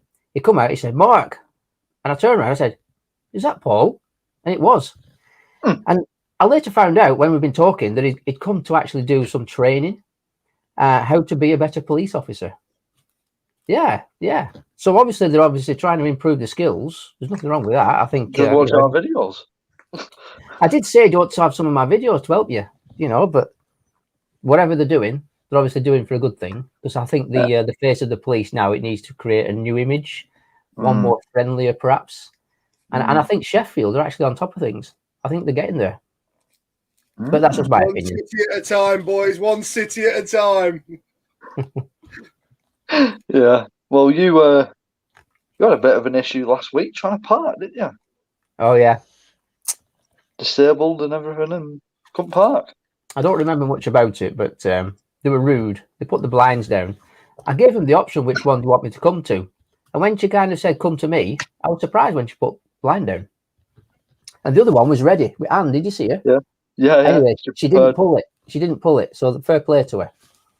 And a little bit of training. You wanted to park in that disabled area, but there was a cop van in a disabled spot. But you have to pre-book, the guy from the court said. Oh yeah, that's for the courts because every Tom, Dick, and Harry can go there, and go shopping, and that's what he said. But the police station, I think the conversation went along the lines of this. Did you want to go to the courts first? I said, yeah. Well, you can't really come in here because you wanted to go to the court, so it's not our issue. So you need to take it up with the court. But then when I tried to say I wanted to go to the courts first and then come to the police station second, it kind of flummoxed them a little bit. They didn't know what to do with me. Anyway, they pawned me off. They reversed me out because it was quite dangerous, that, to be honest. So fair play to the police ladies. They did a good job, I'd have thought. I can't take him seriously with that fucking knowledge. It's getting softer now. Is it? Yeah. It's probably because you're breathing on it. Yeah, it's quite hot in here. Landlady's got the heating on. Landlady. And then obviously Saturday come about. You didn't come to Manchester. You chose to film the snooker. Yeah, that was interesting. Ended up getting into a bit of trouble. All I did was peer over the top. Apparently, it was Steve Davies sat in chair. Someone told me later. Oh. Good evening, Dino. Wow. And you even had a security guy doing all that. Magic hand. Yeah, if they're going to follow the rules, then they should abide by them themselves. You know what I mean? So that was my issue at the time. And then a member of the public came. I've interviewed that guy before many a time, and he don't take any crap, as they say. Or is it shit? I don't like to say that. It's crap. So anyway, yeah. And it turned out to be what it was. Yeah. Any caca. Say whatever you like on this channel. Freedom of speech. Hey. But yeah, I'm still yet to catch up on people's videos, man. It's been busy, hasn't it? People have just done so many. Yeah. Definitely with protests going on and stuff as well. What did you make of the arrest in Piccadilly Gardens, Bannerman, that me and Ryan covered? Which one was that? I can't remember. The one where like the whole bloody police force turned up. Oh yeah. Chief Inspector. I remember it vaguely. Obviously, they wanted another vehicle because they couldn't get him in that van, could they? No. And I don't think the inspector or whatever it was, Sergeant, he didn't really want to help, did he? Bit odd, that. Definitely not. What did you make of the PCSO on a bike? Oh, what a turd. Yeah, I mean, what else can I say? Yeah. He were 8 in there, weren't he? Yeah, even though he'd been told to leave it. Well, yeah. I think he wants to be a policeman. So he can corrupt himself. I mean, you know, what he did was probably right, but just the wrong way of going about it. Yeah. And you really enjoyed our Coronation Street set tour, didn't you? You had a few comments about that. I'm surprised you didn't go into the hallway, actually, further. Because if you're going to go through the gates, it's the same thing. Open door, walk straight in, it's the same thing. Civil trespass. Ryan. I know. We should have got in. I do regret that now. I do regret that. That would have been a banging video. If we could find a set in there, that would have banged. I think it would have been in the Bistro one. That's where Studio One was. So, well, if anybody asks you on private land to leave, they can put their hands on you as long as they reasonably try to get you to remove, from the premises first. And it's same with a shopping centre. It's same with a shop. Yeah, public rights of access. But if you're asked to leave, as long as they've asked you reasonably and enough times, they can then escort you off physically. But it has to be proportionate. It can't be dragging you with your hair or anything like that. So why do they make a big fuss of it on railway stations then, Bannerman? Because people go in the filming trains anyway. Well, they might say that there's a special designated area at the end of the platform where it doesn't kind of get interference with people saying, oh, you can't film me, even though there's no expected privacy in the public space. So it might be the case, or depending on where you're filming. But it does seem like a double standard, doesn't it? Yeah, and they obviously follow the bylaws, right? Yeah. Bylaws, yeah. The video to get more on it is going to get released tomorrow at 12:30. But I done an audit in there basically because Ant got chucked out, Catwoman got chucked out. Dino as well. Police. Yeah. So I went in there as like a backup to say you can't do that basically.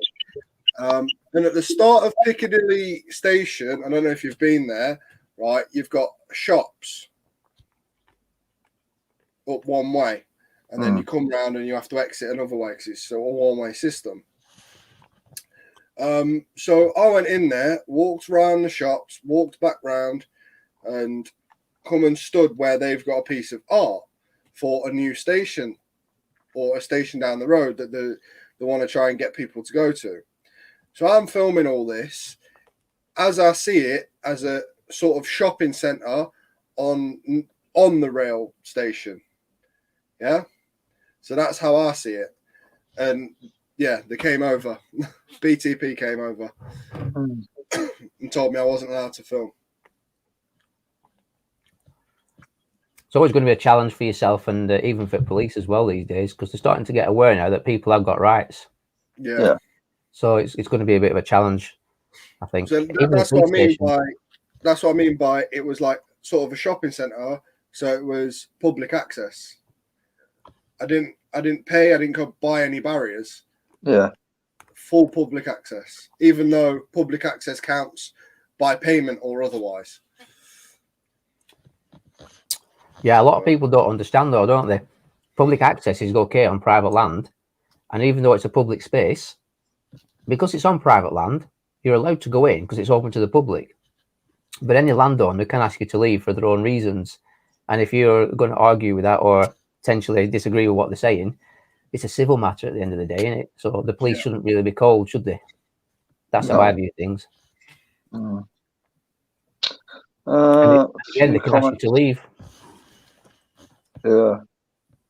Got a few comments, Ryan. We've had undisclosed details. Martin Bladborough, Audits in Britain, etc. have been guests on OT and most of those live streams. Where are yours?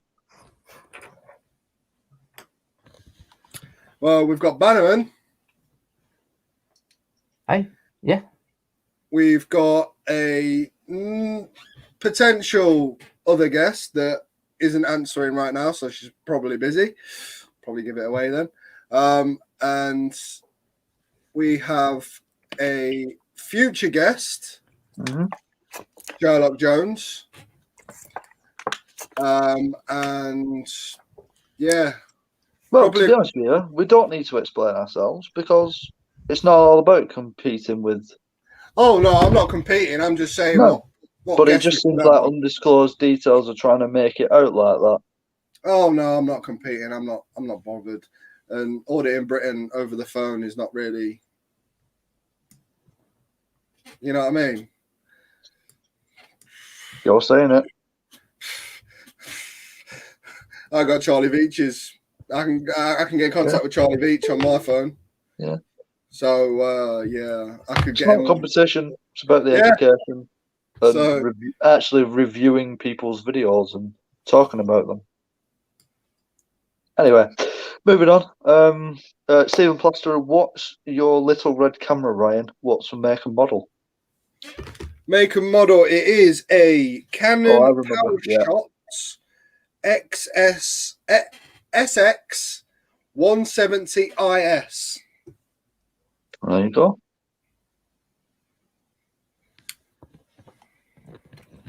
Very small and portable, unlike Bannerman with his setup. Yeah, just want to say good evening, Stephen. Good evening, Stephen Guest. I missed your message earlier because my chat's not going up and down. Sorry about that. Why won't it just keep up with everybody? That's a nice little camera there. Just took a photo of my other camera. That's what I genuinely use for live streaming. Oh yeah, I've seen that one. Yeah. Yeah.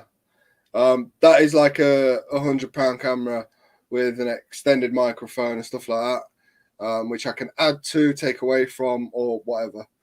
So that's a bit more expensive. But this one's my little portable one, and I carry this around all the time, just in case.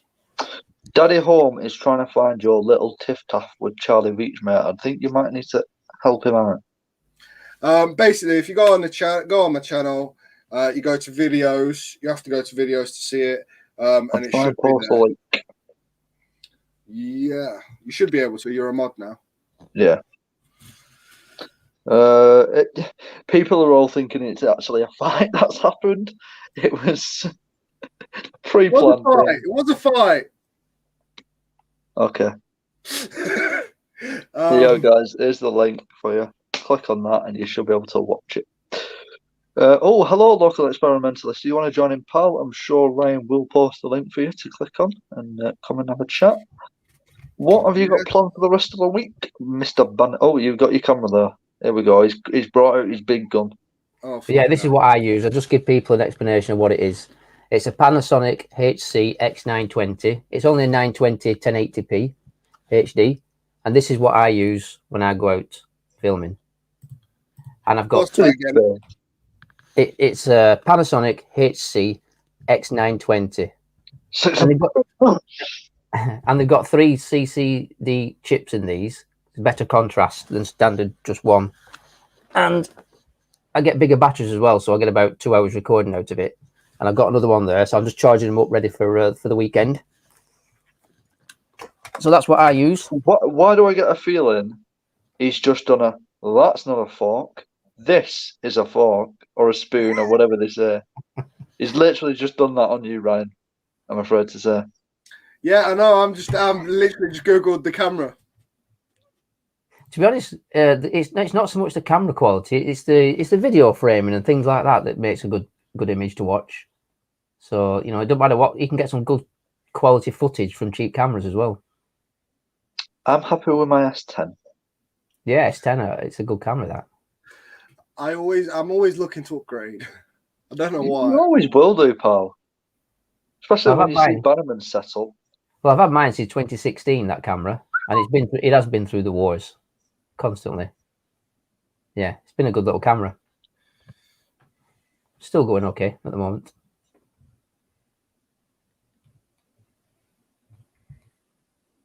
Yeah, so if you want to join in the stream, guys, the link's going up the chat comment. Just click on it. You don't need your camera on, or you just need your microphone. It's been posted by me. Yep. So, yeah, my little fight with Charlie Veitch has been posted by Greater Manchester Media. So 2 different links there. You mean the breach? Breach the Veitch, yeah. Yeah, you proper breached him there, didn't you? You're quite tall then, surely. Or were you on stilts when you were stood next to him?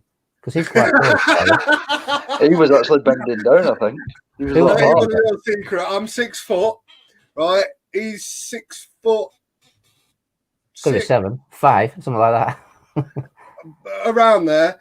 And when I done the video, as I pressed record, he knelt down a bit like that. So his knees were bent. Yeah. Yeah. You want to see me stood next to Charlie Veitch? I'm a 8 square. Or me. Yeah. You're quite tall as well. Yeah, 6'2", I think I am. We did have someone a second ago try and join and then left straight away. But I don't know who that might have been. Mystery. Undisclosed details. Where is mostly an OT? Oh, for God's sake. I mean, if they want to come on and click the link, I don't mind. These are the people that are going to make it carry on and carry on and carry on and carry on and carry on and carry on and carry on and carry on and carry on. I'm just not going to let it, mate. Like, do you want me to add any more carry-ons on the end of that? I just added loads. I'm not going to carry it on. If they want to come into the live, they can come into the live. Same Hooper, Ryan, did you breach the head or tail? If he stood up straight, it would have been the tail end. But I breached the head. I'm pretty sure you had your arm around his head. Yeah. Oh, friend. Charlie Veitch friend. Yeah, so it wasn't a bad day. And there was no fights between the 2 protest bannermen, even though I thought there was going to be. Well, you just don't know, do you? It only takes one person to say one thing, and it can trigger, can't it, really bad? To be fair, I thought I was going to get in a scrap.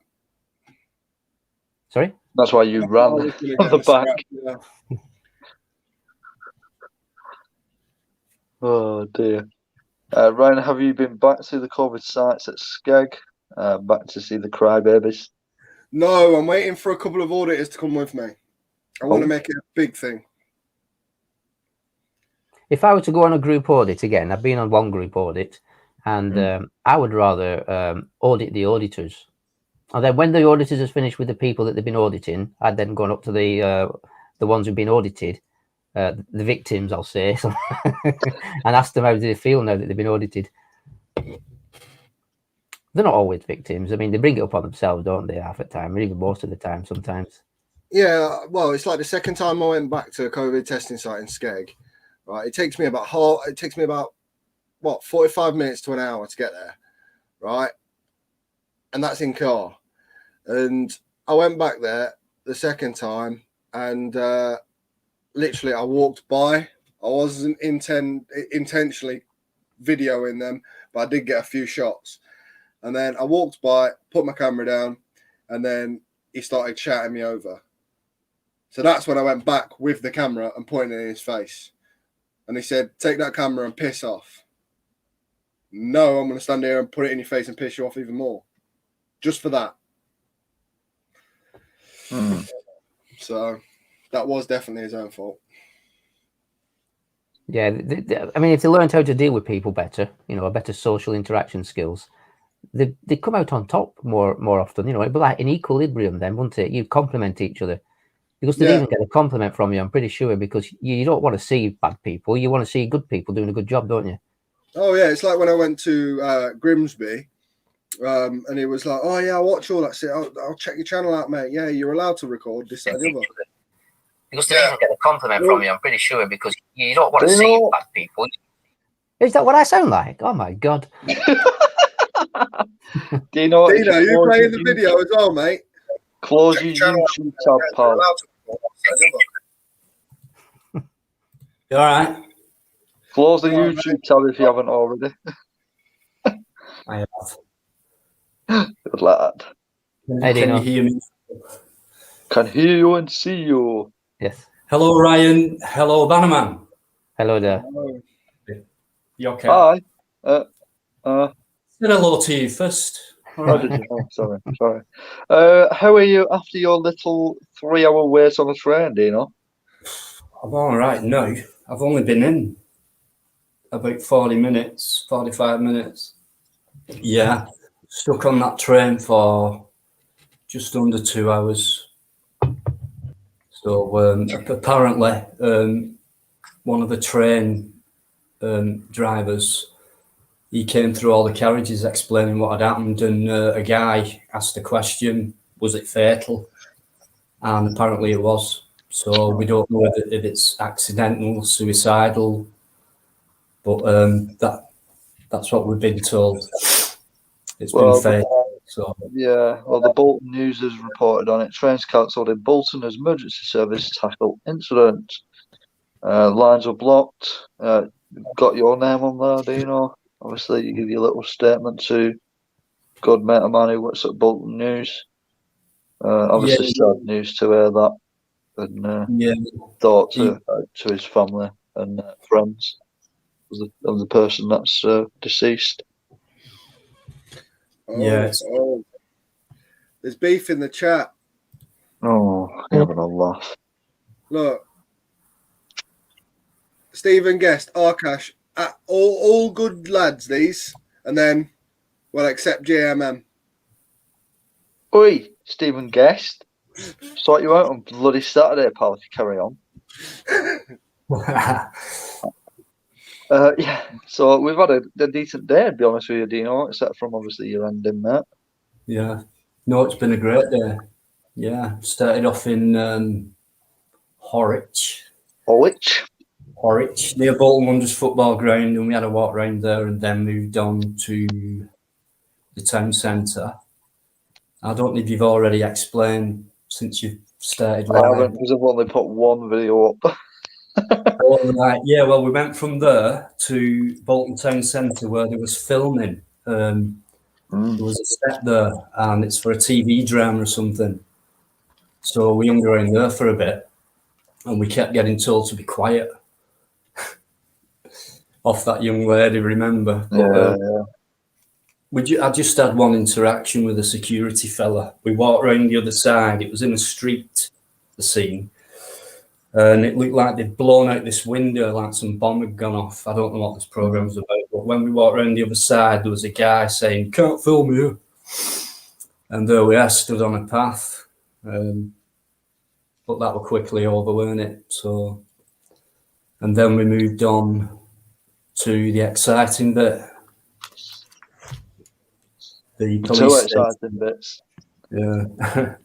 But then what I just don't get, right, these people from this, obviously the TV company, they're not security, they're not police, but they're telling ordinary members of the public to be quiet. I mean, Charlie Veitch has had it where he's been told not to film the filming. Yeah, I saw that one. It's mind blowing. You're in public. You do what I want. Yeah, I can understand it in that respect, but if they're making a film, then I suppose you've got to stay quiet in the background so people can hear what they're saying, the actors and that. But you don't have to, though. It's not a lawful thing to do. It's not.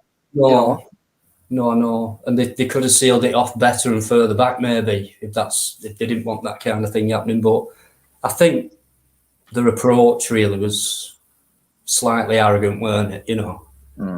I mean, she even had a dig at the freelance photographer, though, didn't she? Saying, she come up to me and she went, "Yeah, well done for stopping him from taking pictures." I'm like, "Love, he's in public. Good luck with that." It's just like... It was quite boring. We were stood there for ages, and I think they were doing one scene, and they kept stopping it, and then action and all that crap. I thought we may as well move on from the, which we did do, to the police station. Sorry, just watching the chat. Ryan's doing a great Doc Cotton. I don't know what that means. Don't know what you mean by doing a great Doc Cotton. Something to do with smoking cigarettes. Possibly. Oh, yeah. Undisclosed details. Audit Britain was on the live in person. Whatever he's going on about. Not bother. I'm on this live in person. I'm auditing Britain. Donovan, yours, mate. Just going back onto that AB video. Absolute sick, mate, with your little police helmet on. I thought I looked like his logo with that on. So, I thought people would be convinced it was me because, nobody's seen AB, have they? No, they haven't. It was crazy. You had the... Okay. You had obviously the police logo that he's done, and then you just recreated it. It just looks sick. I liked his ending. How we turned it around at the end and made it about everybody's auditing Britain. I thought that was a nice little twist on the end. Definitely. Maybe he will do a reveal at 1 million. I doubt it. I don't think he's for that. I actually think we've seen AB if we look close enough, because I think it's one of his arrests. I think he's kind of caught just a glimpse on one of his shots. I'm not sure if it's one of the footage from himself or one of the police officers that he requested. Right. I'm pretty sure it was just a quick frame or two. Yeah. Well, that starting where he had the hoodie up, Charlie Veitch had the hoodie up, and like, that's AB. And then it comes down and it's Charlie Veitch. It's like, oh. It's like that bit as well. Live Free going, "What are you doing in that hole, Marty?" Trying to find your intro. I was wondering whether AB would have put himself in the middle of all the auditors and gone, "I'm AB," but we wouldn't have known that. You know what I mean? Kind of slipped himself in like a cameo. Like a cameo. Yeah. But he'd have had to disguise his voice because he's a very distinctive voice, hasn't he? Yo.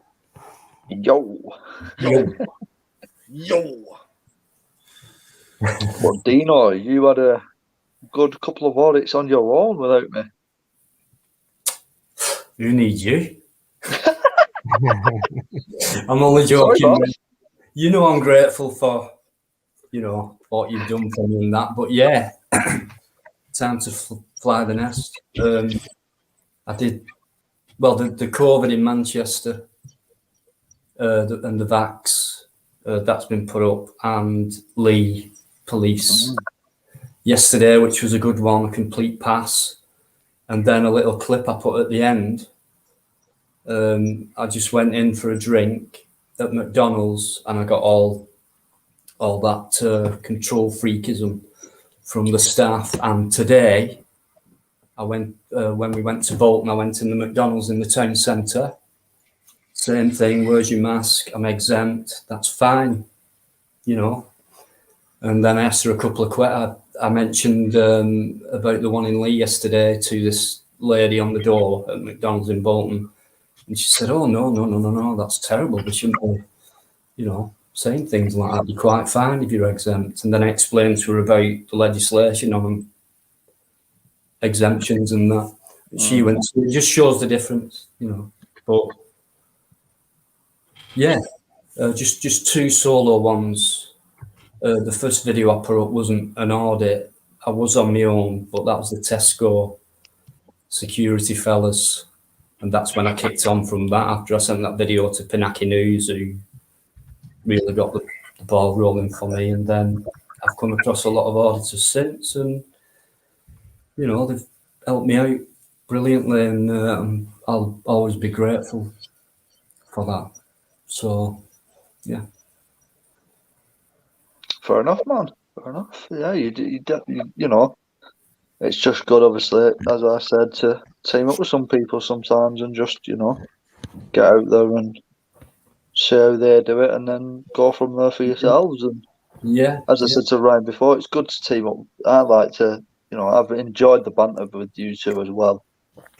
You know, that's I've said it before. You know, bring a bit of humour to the video or whatever, and while you're there, have the banter and have a laugh. As long as you're in good company, you know, you're gonna have a good time. You're gonna have a good day. So yeah, they're wrong with teaming up, and going out on your own or getting a few of you together, 2, 3, 4. It doesn't matter. I think mix it up. Why not? Can I just say as well? Oh, click the wrong one. Yes, if Mostly is watching, is fully welcome to come on. I've had him in the back twice, private chat whenever you're ready to come on. But every time he comes backstage, he just goes off again. So I don't know if it's just a troll. Possible. There we go. If you are watching, Mostly, you're welcome to come on. No problems. Indeed. I was on. I went on just before tea on the live chat with Mostly, Optical Turnkey, and Auditing Wales. Was it Auditing Wales? Yeah, the lad with the glasses with the Welsh accent. Yeah. And they were having trouble with his internet at the time, so it was very intermittent. But obviously, when you're having trouble with internet, it's not easy, is it? But they're also highlighting. I went on as Guess Who, and they didn't know who I were at first. And until I started speaking, of course, then they recognised me straight away. But it just goes to show that anybody can claim to be anybody these days on the internet. Yeah. So when someone's putting messages in the chat, it might look like somebody. They might be using their logo, but it's not always them. So this is what we have to be careful of these days, isn't it? I've just had a voice clip sent to me from Charlie Veitch. Do I play it first, or do I listen to it then play it? Listen to it then play it, just in case. Right, because he's had 4 beers and he's a bit slurry. So let me listen to it, and then I'll let you know if it's for you, Ryan, or any of you guys. Just bear with me.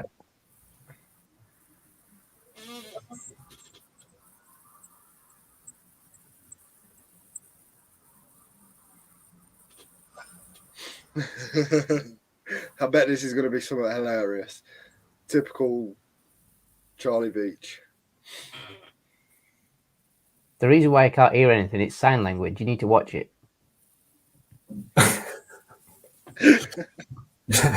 Yeah, it's something for me, guys. So just bear with me.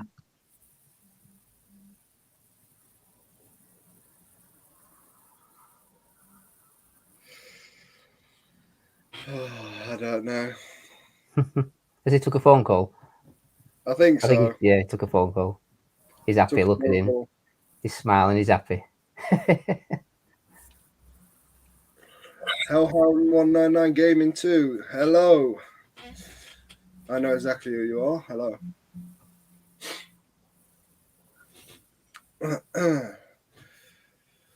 So Where are you off to at the weekend, Ryan? I've got my kids this weekend, so probably off to the theme park, to be honest. Are you going anywhere, Dino? On Saturday, yeah, I'm going to be out with Greater Manchester Media again. Oh yeah. In so Rochdale. Sorry, Rochdale. Rochdale. Yeah. Yeah, I might have gone to that, but I've got offered now to go to London. So something big happening in London. Well, there always is. I mean, I was originally going on that date, but things happen in between, and it's all about funds for me at the minute, coming from 200 miles away and probably having to stay overnight and things like that. So it's not possible for me, but you know, at least I can cover Rochdale. Yeah, it's not easy. I mean, when you go down in a car, for instance, you got the mileage to get down there, the fuel. Then you've got the ultra low emission zone charge, which is about £12 to £15, and then you've got the congestion charge, which is about £12 to £15. Then you've got your parking charges. So it doesn't make it cheap going down there. Not at all. It's probably cheaper to get a flight to Australia. Yeah. Ridiculous what performance charge is, isn't it, for drivers? I mean, there's no way. I don't know if some people can afford to run a car unless they're comfortably. Yeah. But I mean, it must be a nightmare. Tax, insurance, MOT, maintenance, fuel. You know. Yeah, it's not easy. At the same time, very handy. So, but cost. Yeah. What about yourself, Ryan? Do you not drive? No, I don't drive. I've got a car sat outside though. So. Oh, how do you work that out?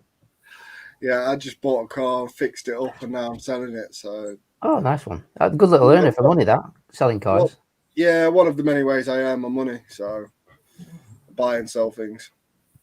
Have you not thought about taking your test? I've thought about it.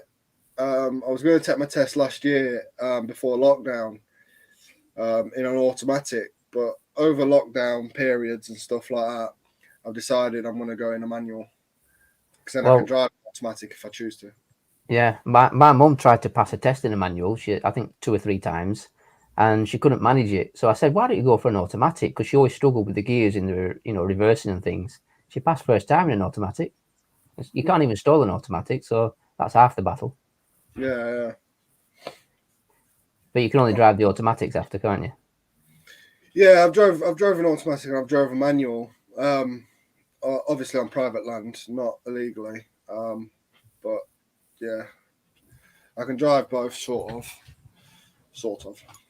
Yeah, and these cars nowadays, automatics are quite reliable, so you know they're just as good as any manual car now. Definitely. What's up, boys? Sorry about that. What's he want you for? He wants revenge with you, Ryan. It's that personal stuff. Oh, right. Yeah.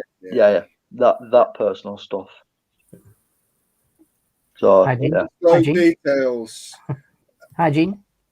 Are you calling me a chav? Hygiene, Bannerman. Are you mad? Personal hygiene. Is that what it's about? Yeah. Right, personal hygiene. Yeah. But he can tell you for himself because he's coming on. Good, Ryan. Yes, ladies and gentlemen, Charlie Veitch will be joining us very shortly. Charlie Veitch. Can I get a chant in the chat? Charlie Veitch. So we expect round 2 with Ryan and Charlie Veitch in a minute. Is there going to be another breach? Possibly. There's going to be another breach of the Veitch. Who's going to breach who?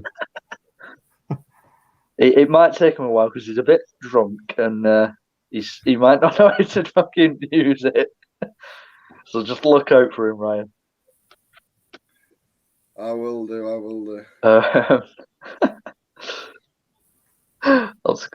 Stephen, let's not, pal. James Cricket mod me, daddy. Wow, that's one way of asking.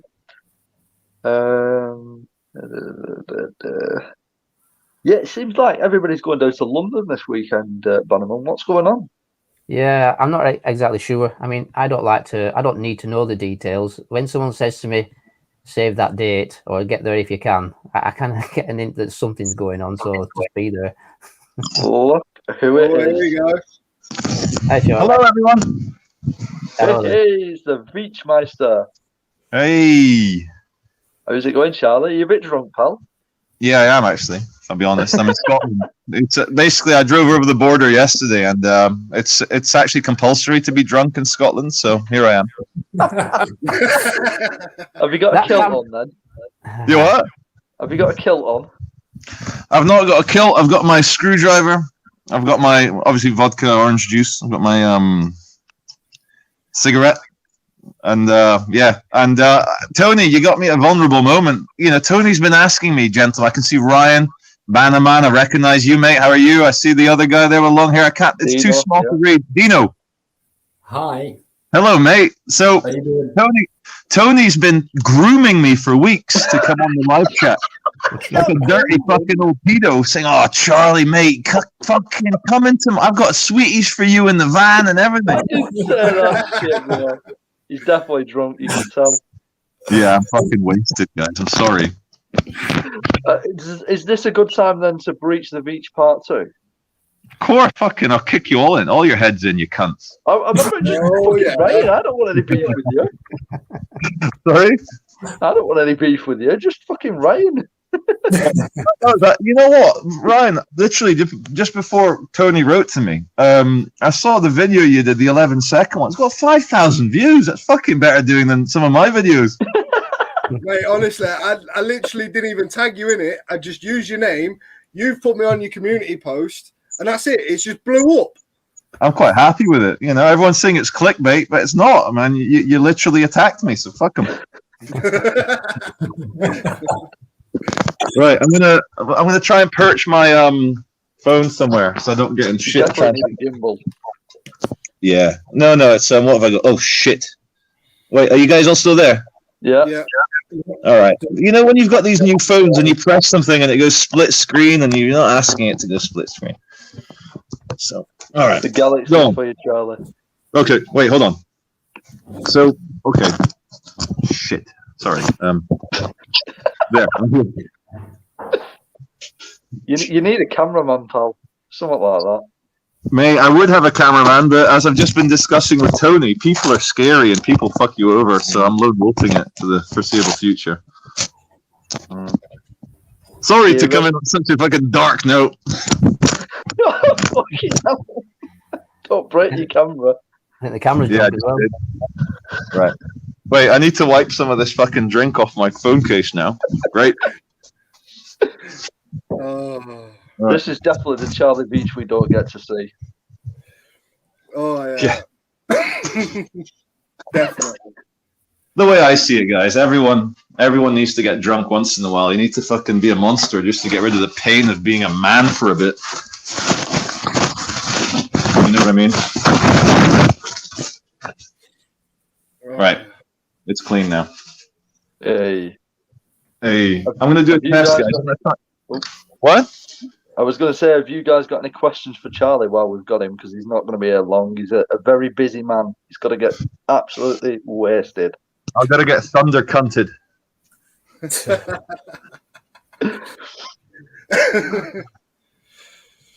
Move the chair closer. Questions or Bannerman? Yeah, I was just going to say, if anybody wants to know how tall I am, just look at Charlie's camera angle, because that's what Charlie looks like to me. I look up to Charlie like that because I'm so short compared to Charlie. He's up in the clouds. Bannerman, you may be short in stature, but you're very tall in fucking soul, bro. Cheers. Oh.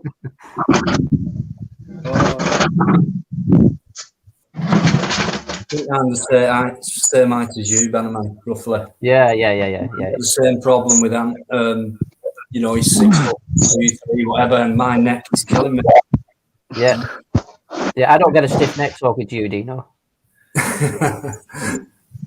TK Media saying everyone's short compared to Charlie. I'm 6 foot, and when we done that little 11-second clip, literally, like I said earlier, Charlie had to bend his knees, and it made me look taller. Charlie bent his knees, and I was on. And the best thing is, Ryan, On the video, guys, I wanted it to look like I was giving him a massive arm lock, but when I reviewed it, it just looked like I was cuddling him. Yeah, somebody said that in the chat tonight. Oh dear. There we go. So what are you doing up in Bonnie, Scotland then, Charlie? Anything? I'm visiting my parents. You know, it's been a while, so the old Mr. Veitch and Mrs. Veitch. Oh. Is it just yourself, or you took your kid, or Just my lonesome self. Oh. you have to get some video over in Scotland then? Have you not seen my fucking my landed gentry video yet? I've still not, mate, because obviously them photons I had to catch today that you were mithering me to get for this I know, you filming in Bolton. fucking fellow YouTubers. Why can't you just be consumers rather than producers? What was I going to say? Yeah, so I came to Scotland yesterday, and get this, I'm with my mum and dad, and I'm very close with my parents. I don't have any shame in admitting that. I love my mum and dad. Oh. My mum goes, hey, she's like, hey, there's a fucking 350-year-old mansion that hasn't been approved for listing. They're going to knock it down. I'm like, where is it? She's like, it's 6 miles away. So I go there, guys, to film it. And what do the landed gentry do? They come and harass me, and they block me in their land. They put their fucking pickup truck over the gate so I can't leave. And they call the police on me. And it's a classic video. And it's like, fuck, man. Like, yeah. But you know what? I looked up the people that fucked me over. They're proper posh landed gentry, like actual, you know, peerage, you know, honorary peers, no, hereditary peers. And I just feel so glad I got to fuck them back, because the fuckers, man, I was there on their land for 3 hours not being allowed to leave. And I was trying to speak to them, and they were speaking to me like I'm a fucking scumbag. So fuck them. Yeah. Undisclosed details. GMM is obsessed with Charlie Veitch. How can you not be obsessed with Charlie Veitch? He's a legend. Not only is he a legend, he is absolutely fucking hilarious, whether he's on camera or off camera. Yeah, exactly. Top guy. Oh, I love you all, guys. Love you all. One question we've got for you, Charlie. Do you see yourself as an auditor? No. I put it into perfect perspective earlier when I said he's not quite an auditor. He films what he wants and does it in a right way. Well, you know? I think the reason I don't call myself an auditor is because, you know, it didn't start off like that. I've been doing it for 12 years. And I think to be, you know, to give you guys the praise where praise is due, auditing is a very specific form of going to a public building, whether it's police or security or prison or whatever, yeah? And literally giving a public audit where the public, as the taxpayer, pays for it, owns it, should be in charge of it. And all the auditing community does is remind these supposed authority people that it actually belongs to the public. Now, my work does, you know, overlap a lot with that, but it's not specifically that. But I know there's a few channels like Auditing Britain, who I love, you guys all who I love as well, who are specific auditors with a specific commission to show the public what their taxpayers' money is paying for. And that is, am I describing auditing correctly? Am I? Yeah, I'd say so, yeah. Yeah. So it's showing the public that the public own the police stations, the prisons, the hospitals, the vaccination centers. And let's all be honest. Auditing Britain gets a lot more views than all of us, probably combined, because he's managed to distill the public thing of going to film a building into a perfect art form. So for me, Auditing Britain represents the pinnacle of what you guys, or what I might consider auditing. Now, do you guys agree, or do you think I'm kissing his arse too much? No, Charlie. I said the other night that he has put British auditing on the map. I think that would explain AB. And to be fair, with obviously the auditing movement as it is in the UK, you can definitely see the change. Yeah. They've definitely been educated for me. It's to still get that little bit though, that abuse powers, but majority can't fucking speak. Everybody's, seeing. Are you drunk, Tony? Have you been drinking? No, I don't I hardly drink, mate. He doesn't need to. He's high on Charlie. Yeah, they've got the memo. They've seen what we do, and they know that we are right. Yeah. Good. So yeah, like auditing, like I did before I became a crazed YouTuber, like we all are. I worked in finance and investments, and we were always scared of the audit. Can you imagine? The audit meant the head office was sending a man or woman down to basically check that all our paperwork and all our advice was correct. So I've always thought of the auditor as like the fucking sheriff coming in and doing an audit on the books. So yeah, it's a good term. It's the correct term, and it's correct. It's the public auditing public buildings. So yeah. And it gives them an opportunity to learn from as well, doesn't it? Oh, big time, big time. But let's all be honest. Our livelihood, or shall I say less dramatically, our viewership depends on finding crazed people who don't understand that public buildings belong to the public. So all our careers as YouTubers would probably be affected if overnight everyone in the country realized that the public actually own public buildings. No, but I'm being too unfair on all of us, even myself. What I'm trying to say, guys, is our job, auditors and whatever I do, whatever you call it, whether I call it auditing or not, we are actually doing a great public service in training security, police, prison guards, whoever, to remind them that what we do is fantastic. And I concentrate on the word photons, and I love that because it fucking comes from the sunshine, and like once it's off someone's skin, who owns it? Nobody owns it. It's fucking photons. There you go. Well said. Well put. Well put by the legend himself. Thank you, Ryan.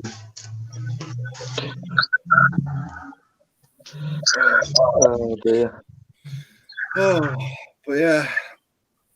I'm surprised though that my channel hasn't absolutely blown up with that little 12-second clip.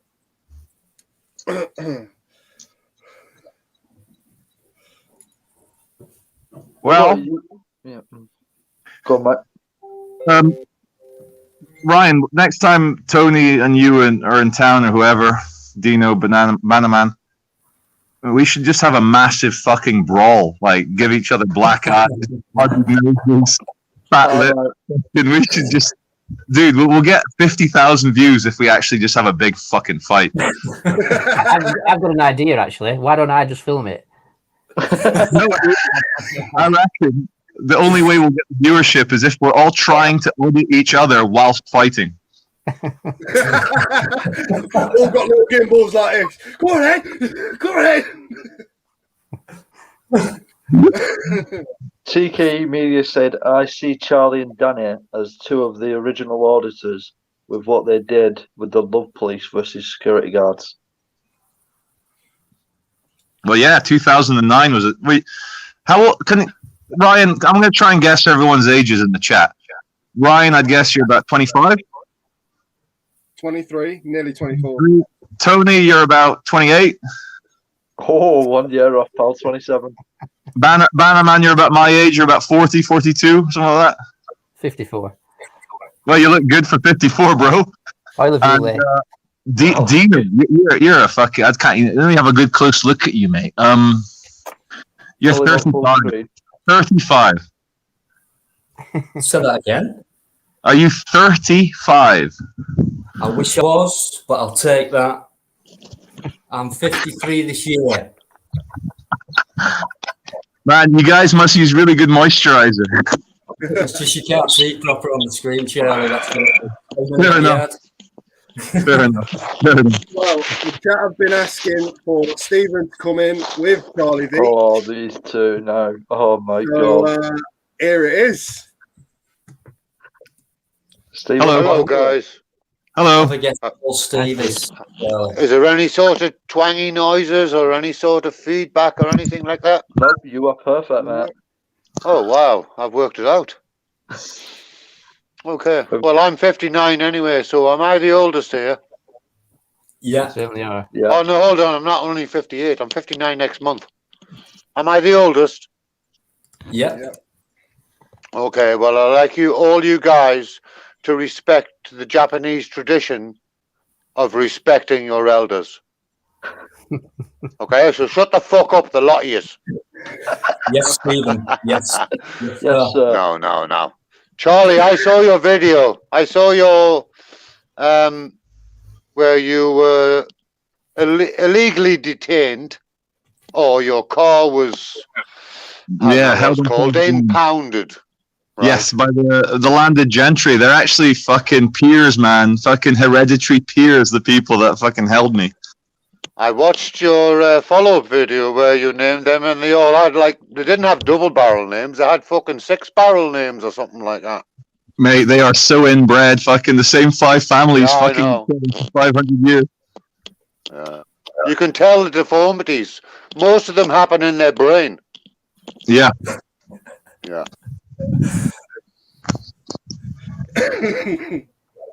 Come on, guys. Someone else speak. Have you got any questions for Charlie, Stephen, while you're here? Is he available? No. I mean, I'm a straight guy, but he's so handsome I could turn for him.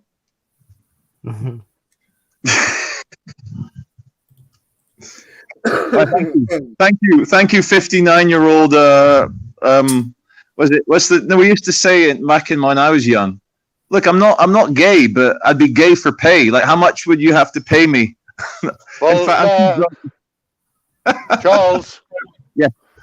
Charles, son, I'm a multi-hundred heir. Multi-hundred? Dude, I'm a multi-fucking tenor heir. All right. Well, you do well with me, Bonnie lad. Good man. Can I ask you a question about gays, Charles? Oh, no. Yeah. Whilst I'm drunk, I'll be far too honest. Go on. Okay, then. But first of all, let me tell Manchester to shut up. Shut up, Manchester. Okay, this is over 18s. Anyone under 18, get off. Right, I'll give you a few seconds to get off. Go on. Are you ready, Charles? I am ready, Steve. How do you get a gay fella to fuck a woman? Rob, I'll tell you. So I know the answer. Oh, do you? Yeah. Say it then. You rub her fanny with knob cheese. No, you don't. No. How do you do it? You shit in her cunt. Stephen,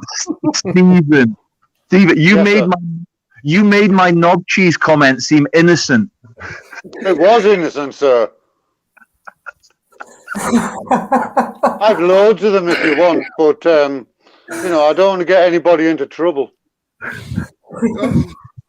So Tony, is this what you guys talk about each week? Like fucking shitting in. I will say, if anybody's offended by that, I do apologise. I apologise as well. I didn't ring in to offend anybody. I was actually working all night, and I rang in because I had about 20 requests to fucking ring in. So I thought I'll ring in, and I'm going to stay here for 5 or 10 minutes. And also because handsome Charles was there, and also Dino, who is the dirty bastard who looks like he's got my share of the hair. So there you go, guys. Now I'm going to shut up. All right. Oh, Well, no. I love it. We got fucking Wait, what the fuck? I'll get banned off YouTube. Wait, how do you get the comments in the corner? How are people doing that? You press the comments on StreamYards when you're hosting, and it comes up. I can't see any comments. And Mostly is in the chat, guys. Oh, Mostly. Hey, Mostly. Was it you trying to join earlier, Mostly? I'd just like to ask that real quick. Was it you trying to join live earlier? Oh, where's he going? What the hell? That's a long garden. So he got another drink? Oh, he forgot his drink. Oh dear. Fresh orange juice, likely. Screwdriver, Stephen. You know where the screwdriver is. Oh, I do. Yeah, it's one of them things you put screwdrivers in with, isn't it? Yeah, what if that you do? Made any sense? Because I've had a couple myself. Oh fuck! We can I'm tell. gonna shut up. No, carry on, Tom. Oh, this is hilarious. Oh God! So how long are you in Scotland for, Charlie? 2 more days, and I'll head back, see the kids, do all the usual family good stuff. But my parents, they're, like you get that existential thing. They're very elderly, and I want to make sure I see them a lot. Because I saw a video. Oh, excuse me. Do you mind it, guys? Do you mind if I go on a 2-minute rant here? Yeah, go for it. Yeah, go for it. All right. Yeah, please. All right. Well, I saw this video yesterday on YouTube. I can't remember it, but the guy was like, "Don't think my parents are in their mid to late 70s. Don't think you've got 10 more years with your parents, yeah?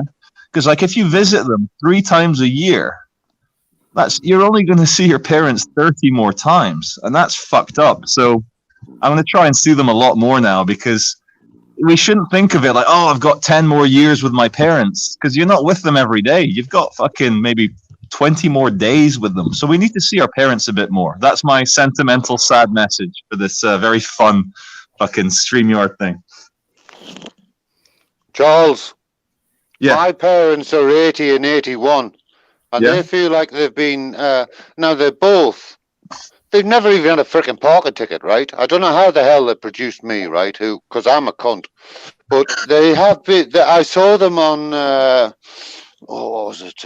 2 or 3 days ago. I can't fucking remember. Whenever it was, they had their second COVID injection thing, and they tell me by Tuesday, which I think is the day. Is it day Tuesday or Wednesday?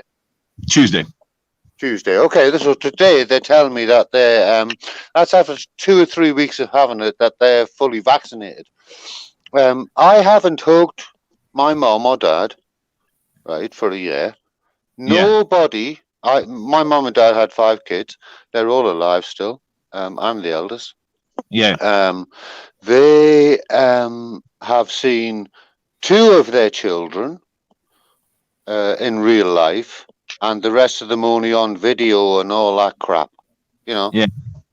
I mean, what? I know. It's not right. It's not right. Yeah. It's weird. Yeah. My advice is people should just ignore the advice from the government and just go and see your fucking bollocks. family. It's all bollocks. It's all bollocks, guys.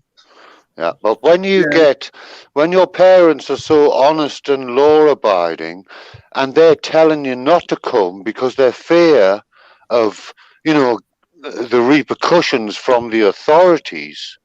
I mean, what the fuck is going on? It's like Mother's Day, right? I went to church in the morning because I go to church. At me if you want, I really don't care. And then after that, I went home to get my Mother's Day presents together. I seen a police officer on my way home. And then I went to my mum's. And as I left my mum's to come home, right, I said, "Don't worry, mum, I'm coming to drop the stuff off regardless. And I'm coming to see you for half an hour." Right. And then as I was on my way home, right, the police, I decided to record this pop-up COVID testing site. And then the police turned up and said, "You were seen 6 hours ago. I'm giving you a COVID fine." Like that, I just bollocks, mate. I'm not interested. weren't going to pay it. They can go fuck themselves. I'm not interested. I was seeing my mum regardless of that day. It was Mother's Day. I was going to see my mum for half an hour. That's you, Ryan, though. That's you. You're like me. I don't give a fuck. But your mum would be worrying, oh no, what's going to happen? Well, maybe not your mum, but my mum would be saying, oh no, you can't. The government says this, the BBC says that. You can't. You know what I mean? The what is it called? Fucking mass fucking, oh, Charles will know. Mass fucking hypnotism or some bollocks. I don't know. The mass psychosis. Called, Charles? Mass psychosis. You know, like in America. Yeah. Like a football match. Yeah. In America in the 80s, they had a thing called the satanic panic when they thought in every town there was like a satanic club fucking eating babies. And right now we've got the COVID panic or the COOF panic, the Wuhan cough and sneeze panic. And have you guys been watching the mainstream news? Now they're going on about the Indian strain, like the Goa strain, the New Delhi strain, and it's like double variant. Guys, we're all of a certain age, apart from Ryan, who's a baby. But hey, Ryan, we forgive you for being a baby. We're all of a certain. We've all seen these every 10 years. There's a new fucking flu virus, swine flu, bird flu, SARS-1, SARS-2. But guys, do you guys agree with me? This is the first of these effing viruses, which is getting strains which are stronger. You know, like swine flu, it got a few strains, but they were all weaker. And then swine flu faded away into insignificance. How is COVID creating stronger strains? I don't get it. Do you guys know? I think sells newspapers. Yeah. Well, they do say, don't they, that even if you've had the vaccine or some kind of state control. Yeah, well, they do say that even though you've had the vaccine, you can still catch it and you can still spread it. And then they have new variants on top. Do you guys remember when asymptomatic carriers just used to be called normal people or healthy people? You remember 2 years ago, you're just healthy.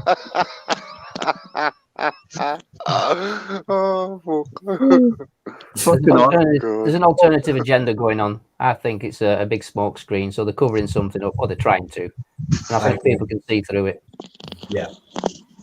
I believe that as well, and I believe it's a cashless society they're looking for, so they have total control. If you notice, every supermarket you've been in since the COVID started, they've shut down the cash tills and they're credit only. Yeah.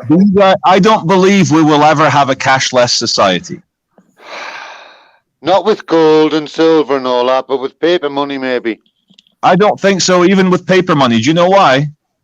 Go on then, Charles, please. As long as rich and powerful politicians love cocaine and prostitutes, there will always be cash. That's a fair point. Okay, oh man. You're spot on, Charles. And obviously toilet lids. You know, you can only put so much cocaine on a toilet lid until the cocaine, I think it's a chemical thing. It takes the porcelain off and then you have to change your toilet lid. So I'm going to invest in toilet lids. Everyone, take my advice. Toilet lids. Wait, toilet lids to encourage coke use or to discourage coke use? I don't get it. No, for when they abuse their toilet, what the things are called? I don't know what they're called. The thing that goes on top of their bog where you press a button. Oh, the sister lid. Flush button. Yeah, where they snort the coke off it. My toilet lid's all right, Stephen. Mine's made of mirror. Banner man. What? Don't say that live on the web, son. Steve, if you're still using toilet lids to do your cocaine, you're stuck in the 70s, bro. Oh, wow. Oh, wow. There's plenty of No, I don't do cocaine, guys. I really don't. My son was a crackhead. I think it was about 7 years he was on it. He fucking lost it, he did. He's 29 now. He started smoking weed when he was about 15 or something. And me and his mum have been through hell. Right? Yeah. But he is now over, it's December now, and just more. He's over like 16 months, hasn't touched it, hasn't even touched a tab. Yeah. Because he actually came to a realization that it's no good for you. It's fucking no good for you guys. I don't mind people having a spliff. I smoke a spliff all the time, right? Well, not all the time. And I have a beer all the time. But that other gear, everybody keep away from it. Keep away from it. I agree with you, Steve, 100%. Like, when I used to go to Amsterdam a lot, there used to be signs everywhere saying no hard drugs, only soft drugs, as in cannabis. And I agree with you. Cannabis is a soft drug, whereas crack, cocaine, heroin, the kind of powdery white ones, they will fuck you up. And yeah, I think 100%. For a lot of people, and they'll rob your wallet of every fucking penny you've got, and then you'll start robbing off your fucking family, and then you'll start robbing off your friends, and then you'll be in the gutter. Correct. I've never actually done drugs myself, but I've had a blowback. You've had a blowjob? No, blowback. Fucking hell, mate. 54 years old. I hope you've had more than one, Dino. Fucking hell. That wasn't me, you plonk. That was Bannerman, not Dino. Yeah, I had a blowback. It made me feel a bit light-headed, but I've never done drugs. A bit of alcohol is nice. Can I just say, guys, drugs are not the answer. They are the question. And the answer is yes. Well, I'm joking. I'm being controversial. As always. Everyone like this and live stream. And Charles. Camera, then. Clip that. And Charles. Flippant. Flippant? Yes. I prefer the word ambiguous. Do you know why? Go on. Because when you boil it down, everyone's a cunt, everyone's a monster, everyone's wrong. And humans are the fucking worst animals that ever roamed this fucking planet. Who are? Humans. Well, yes, but when you look at your son, yes. You don't always think that. We're all saying that we're bad, but I'm glad we're all alive. Listen, Charles, I watched your after video from the Lodi thing, and you bigged up family, right? Yes, always. And at the end of the day, at the end of everything, at the start, the finish, the middle, the beginning, the fucking everything through everything, all you have is your family. All Correct. You have. Never mind about your YouTube stars. Never mind about how much money you've got in the bank. Never mind about fucking whether you've got this, that, the other. All you've got in the end of everything, all you have is your family. I agree 100%, Steve. Thank you. Yeah, it's true. Right, guys, I'm going to jump off. Respect, Ryan. Respect, Charlie Veitch. Thanks for coming on, man. Stay on if you want. Yeah, I'm going to clear off as well, guys. No, you don't have Charles, to, it was lovely to talk to you. You too, Steve. Take care, Bonnie lad. And you too. And can I just say to Steve, to Dino, to Bannerman, to Tony, to Ryan, to everyone here, I need to go as well, but much respect to all my YouTubing brothers out there, and we'll do this again soon. Yes. Love you all. Bye-bye. Take care. See you soon, guys. Bye-bye. Bye-bye. There we go. Right, I'm going to jump off anyway, guys. So if you want to join in, click the link. I'm sure Ryan will post it. But I'm sure these guys will be staying live for God knows. Oh, I posted the wrong thing. You posted the wrong thing. That's it from me for today. I'll be back on with Ryan next Tuesday. So make sure you tune in from that. We don't know about the times yet. We're still sorting them out. But everybody else, have a great evening. Dino, see you either Thursday or Saturday, mate. Monument, take care, mate. Catch you later. See you later, Ryan. Respect, man. Respect everyone. Yeah, I'll be in the chat. I'll be in the chat anyway. So see you later. See you later, man. So that was entertaining. Didn't expect that. No. He's Just such a good guy, Charlie Veitch. Yeah. Just talk about last time I got drunk. I never really get drunk when I have a drink. I just get tipsy. I like the tipsy feeling. And then I just top it up when it starts easing off. I get what you mean. I'm a bit like that. You pace yourself out. Yeah. I like the tipsy feeling. It's really, it's nice. And I can control it, so that's even better for me. Yes, Bike Ready. I've just been watching this for the last hour. I thought I'm going to come on Charlie's on. As soon as I come on, it books off.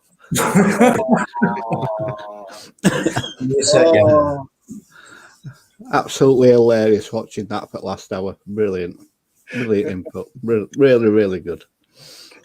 Yeah, well, like I say, hopefully it'll be a continuous thing where we have Charlie on, because he is a hilarious guy. And Steve the Plasterer comes on every now and again when he feels like it. So he's dry as fuck, is that lad? He really is. He's honest to God, I never met a guy like him. His banter is just, you're fucking having this, and that's what I speak. Brilliant. But yeah. So then, what have you been up to this week then, Bike Ready? Fuck all that. Fuck all. Well, got a lot of issues with our ass at the moment. She's going through chemo and everything else, so I'm having to deal with that. So not being good. But other than that, I'm just sort of keeping me eye on what's going on within this community, and I'll be nice one. Bit difficult, but yeah. Oh yeah. Did you manage to get out in sunshine today, Bike Ready? No, I've got far too many other priorities, mate. The biking is just non-existent at the moment. I don't think it's going to happen in near future. Yeah. At least if you can get out to garden with a nice little drink, sometimes that's chilling and nice, isn't it? Oh yeah. I can sit out in the garden, but drinking, I have a couple of glasses of wine on the evening. That's about it. I've got to be around. I've got to be sort of there, if you know what I mean. Yeah. Bit shit, but we're dealing with it. I get you. I know what you're talking about. One of my best friends was in a similar situation a couple of years back. So, yeah. It's not. Oh God, I think I've just brought this chat down to a fucking different level now. No, I think. No, I think a lot of people probably go through it, experience it, and everything else. But when you're sort of dealing with it personally, it's a totally different thing. You can understand other people's sentiments and everything else, and you can sympathise and what have you. Till you're there, then bang, it's your fucking hard and a bit difficult. But yeah. Right, let's leave it at that. Yes, let's try and pick up the chat a bit now. Let's pick it up. Let's lift the spirits. Talking about that joke, I'm unsure whether I'm surprised my channel hasn't been took down instantly. Why? Did you not hear the joke? Which joke was that? How do you get a gay guy to shag a female? Is that what Plaster come out with? Yeah. You want to hear the punchline? No, I heard it, mate. Yeah. I heard it. I thought my live stream's going to go in a second. My channel's going to be took down. I'll be honest with you. I didn't actually get that joke straight away. It took me about 4 seconds. I couldn't work it out. Shit stabber, innit? Oh yeah, I got it now. But, yeah. Took me 40 you're the seconds. same age as me, mate. You should be more clued up. In fact, I'm older than you. Yeah, well, I am a bit green, you know. You should have got that straight away, mate. It did tickle me though when I heard it. I mean, I've not been one for a joke teller myself all my life. You know, I've just never. You know, some people say they're not very good at telling jokes. That's me, basically. Mate, have you not seen yourself on it? Well, you know, I know some people find me entertaining that way and a bit funny, but I just do mate. I am. Yeah, I just do I am. Yeah. Some people. You mean near on 10K people? Well, I don't think all them follow me. I think, to be honest, there might be about 2,000 to 3,000, maybe. I think people have picked up all the time because I do two different things. I sometimes do a little bit of auditing and sometimes do protesting. And I have had comments so that when you do protests, they don't watch my channel. But when I put up a bit of an auditing one, someone said, I've only started watching this because I don't like protests. So I think I've got a mixture, really, to be honest. Yeah. I mean, I watched your snooker one the other night. That was quite good. I actually giggled at that. I mean, the way you come across, you are so precise and you're drying your comments and everything else to how you're confronted. And I think that's what makes your streams, or whatever you want to call them, sort of class, if you know what I mean. That's my opinion. My intention with that was just to walk through, seeing what was happening, and me being nosy. I kind of knew that someone might say something if I stick the camera over the top, but I didn't expect them to go the way they did. I'll be honest with you. But in this day and age now, I don't really not expect much different, to be honest, because there are some people out there who shouldn't actually be doing the job they do. You're always going to get it, mate. Especially the older guys that they just not got a fucking clue. They really haven't. I mean, the guys that confronted you that particular day or evening or whatever it was, they just did not have a clue. But if you look at their age, they're like old school. They're like, get the fuck out of here. You know, forget the laws, regulations, blah, blah, blah. Get the fuck out of here. And that's how they came across. But they're polite in some respects. But you came across as, right, fuck you. No, this is what I do. This is how it is. And, you know, these are the regulations. And you came across really good. Cheers for that. No problem.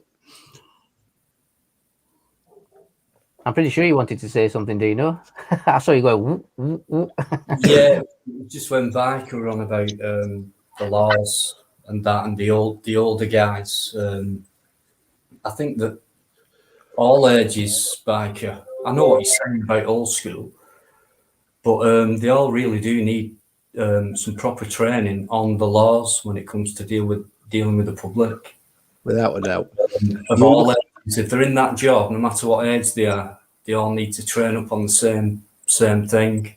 Right. If you look at the guys that's doing these SII courses and everything else that are on most of these, like, you know, snooker tournaments, football, whatever, they're all of an age where they've took early retirement or they have retired and they're looking for something else. They haven't got a clue in what the laws are. Right. I'll be honest. I early retired last year. I lost my job and everything else, right? But I'm clued up. Not a clue with what these guys are going through or what they're being taught. I would not go into that business whatsoever. Not at all. There's just no way would I go into that, because looking at different videos and what I've seen, their training is just absolutely shite. It really is. And then poor buggers haven't got a clue and they are being put at risk and they're being put on the point and they don't know what to do. And that's it. They're old guys. What are they going to do against a young guy? Really? If they kick off, what are they going to do? They've not got a prayer, have they? Stephen in the chat, Stephen Guest mentioned 4 days SIA training don't make a good security operative. And I think he said he's had to train those sorts. You know, I've been on the SIA course. I've got my badge. and I'm having to just go through a renewal application now. And when I went for my first training, they don't have a clue about filming. They all think that they can tell people. I had a conversation with the trainer, and I just didn't bother at the end because I was being trained. So I had a conversation, and the trainer actually said they need your permission. So when the trainers don't even know, they're not going to pass on the proper skills to the people who should be knowing. Exactly. I saw a video the other day with two COVID marshals walking through. I think it might be Manchester. I'm not sure. I forget who were filming it. And these two COVID marshals are walking around, making sure the public were 2 meters apart, waiting outside the bank, and they're making them doing it. And the public were complying. I mean, if in all honesty, if they'd come up to me and said, "Right, you stand there," I'd have smacked the fucker. I really would. Yeah, I don't listen to any of it. Like, I walked into I can't remember what shop it was. It was like a Tesco's or an Asda or something like that. I was walking in with my brother during the main lockdown, and there was like, keep 2 meters apart. I turned around and went, "We're from the same house." Like, we didn't know about all this household stuff back then. It was like, we're from the same house. We're just doing two different shopping lists because we're two young lads just living in the same gaff. And there was like, "Oh no, you can't do that." I was like, "We're staying in the same sort of distance with each other. No, you can't do that." I just turned around and went, "Well, we are doing that. And if you want to get hands on with me, I'll get hands on with you, right? And I'll give you COVID." And that was in the very first main lockdown, and he just seemed to ignore it. But it was like, it's just ridiculous. Like, to try and keep people apart that even are in the same households. Yeah, absolutely ludicrous. A few weeks back, I go shopping for my mum once a week because she can't get out or what have you, so I go get her shopping. I went to Lidl, got a trolley, off I went, no mask on, what have you. Got my stuff, and an old guy in front of me, he must have been 75, 80-year-old. And he got his little trolley with him, put his stuff on conveyor belt, and she shouted to him, "You can't leave your little basket there, you've got to leave it at end." So he pushed it to end. And then she says to him, "Do you want any bags?" He went, "Well, no, because I got my trolley." "Well, you can't take your trolley." So, all right. So she put all his transactions through, everything else. And she just said to him, "I can't serve you without a mask." So he just looked at her, and I turned down. I went, "Well, put your mask on, love." She says, "I don't need to wear a mask. I'm a cashier." "Oh, well, yes, you do. Yes, you do." So this old guy put all his shopping at end, like he paid for it. And I put mine through. I says to the old guy, I says, "Just put your shopping in my trolley," because I got a wire trolley so I could wheel it out. Went out, and she says to me, she says, "You shouldn't be doing that." I says, "What do you mean?" She says, "You can't do that." I said, "What do you mean I can't do that? What have I done wrong?" "Well, you just put his shopping in your trolley." I says, "And so what? I'm helping him carry it out to his car. What's the problem?" "Well, you ain't got a mask on." "No, you ain't, love, either." And that was it. So off he went out and put his stuff into the car. And you know, bless him, he gave me £1. He says, "That's for your time." And he turned around and he says, "Do you know, lad?" He says, "I ain't fucking exempt either."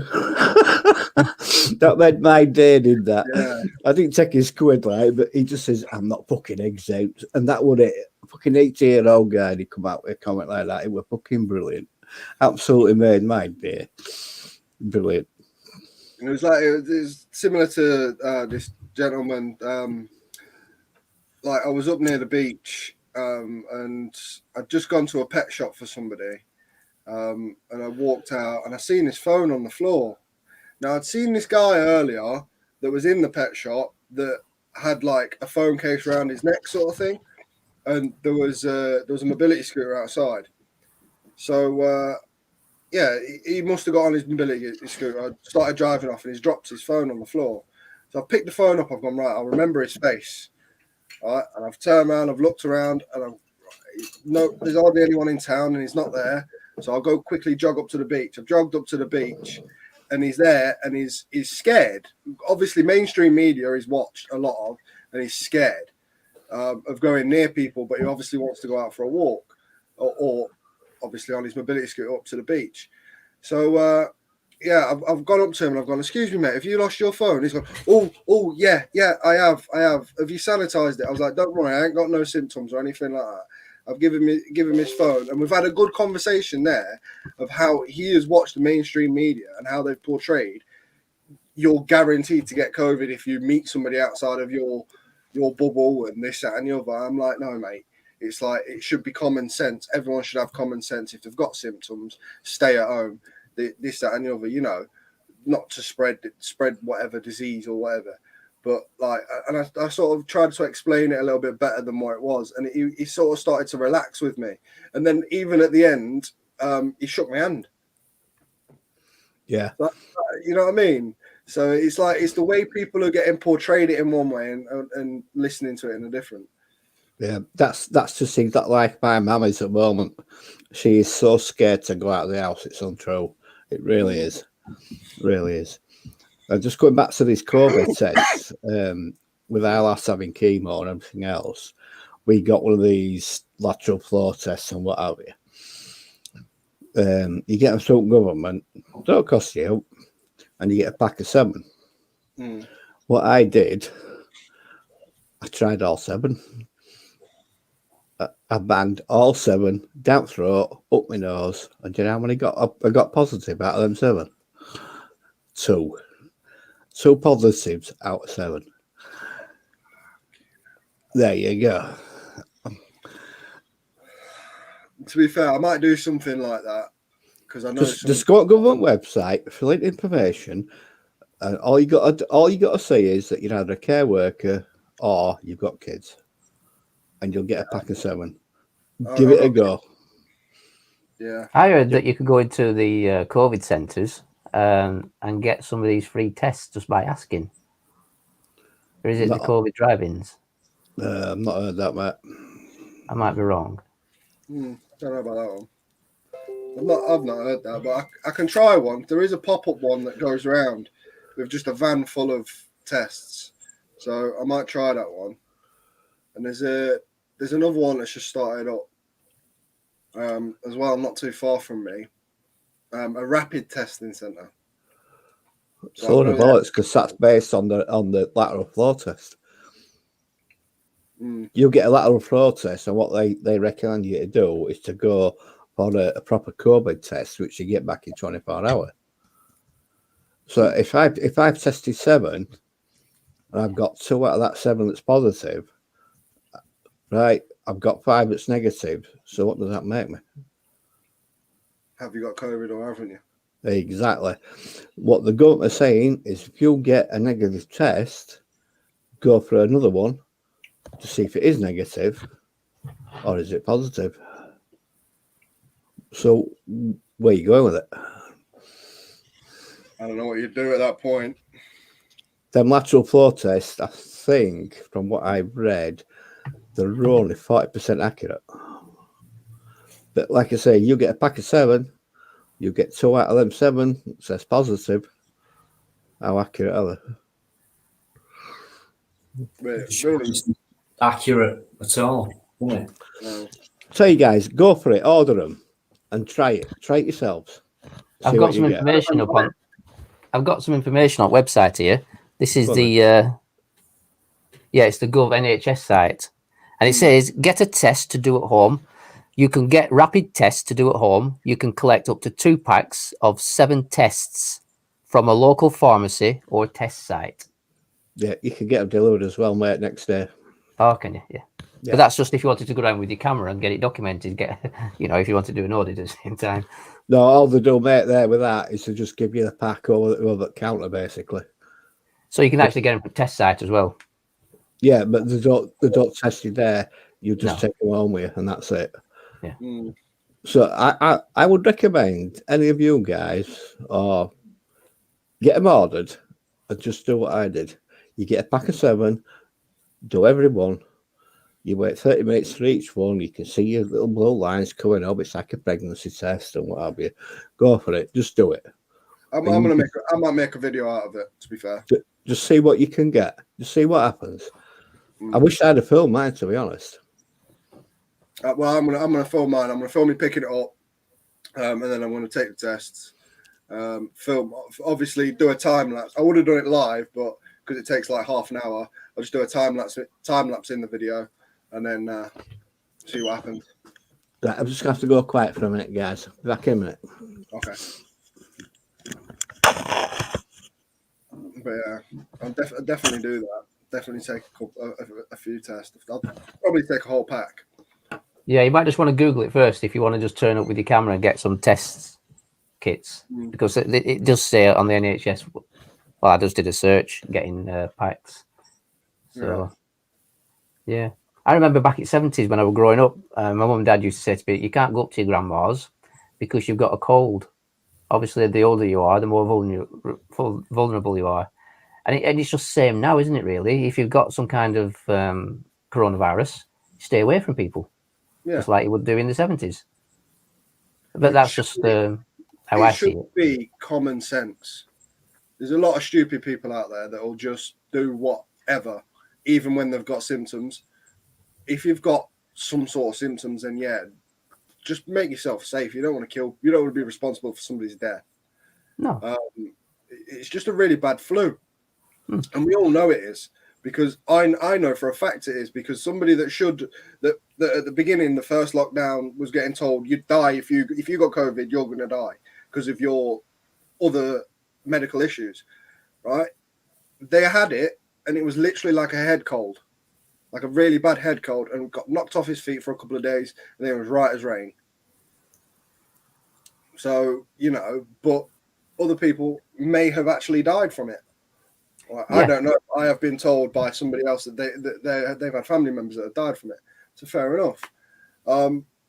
But yeah, it's like just common sense. Common sense. Like, I'm not going to go out and audit somewhere if I've got a cough that have been on for about 3-4 days. But each to their own. Each to their own. No judgment here. Yeah, well, even Professor Chris Whitty did say, didn't he, back in May last year in 10 Downing Street, that over 99% of people who get this will not die. Yeah. There might be a 10% who go into hospital, for instance, and a very small minority of those will be, needing to be looked after. But there's only like less than 1% who actually do die. And every year before that, seasonal flu claimed about the same amount of people.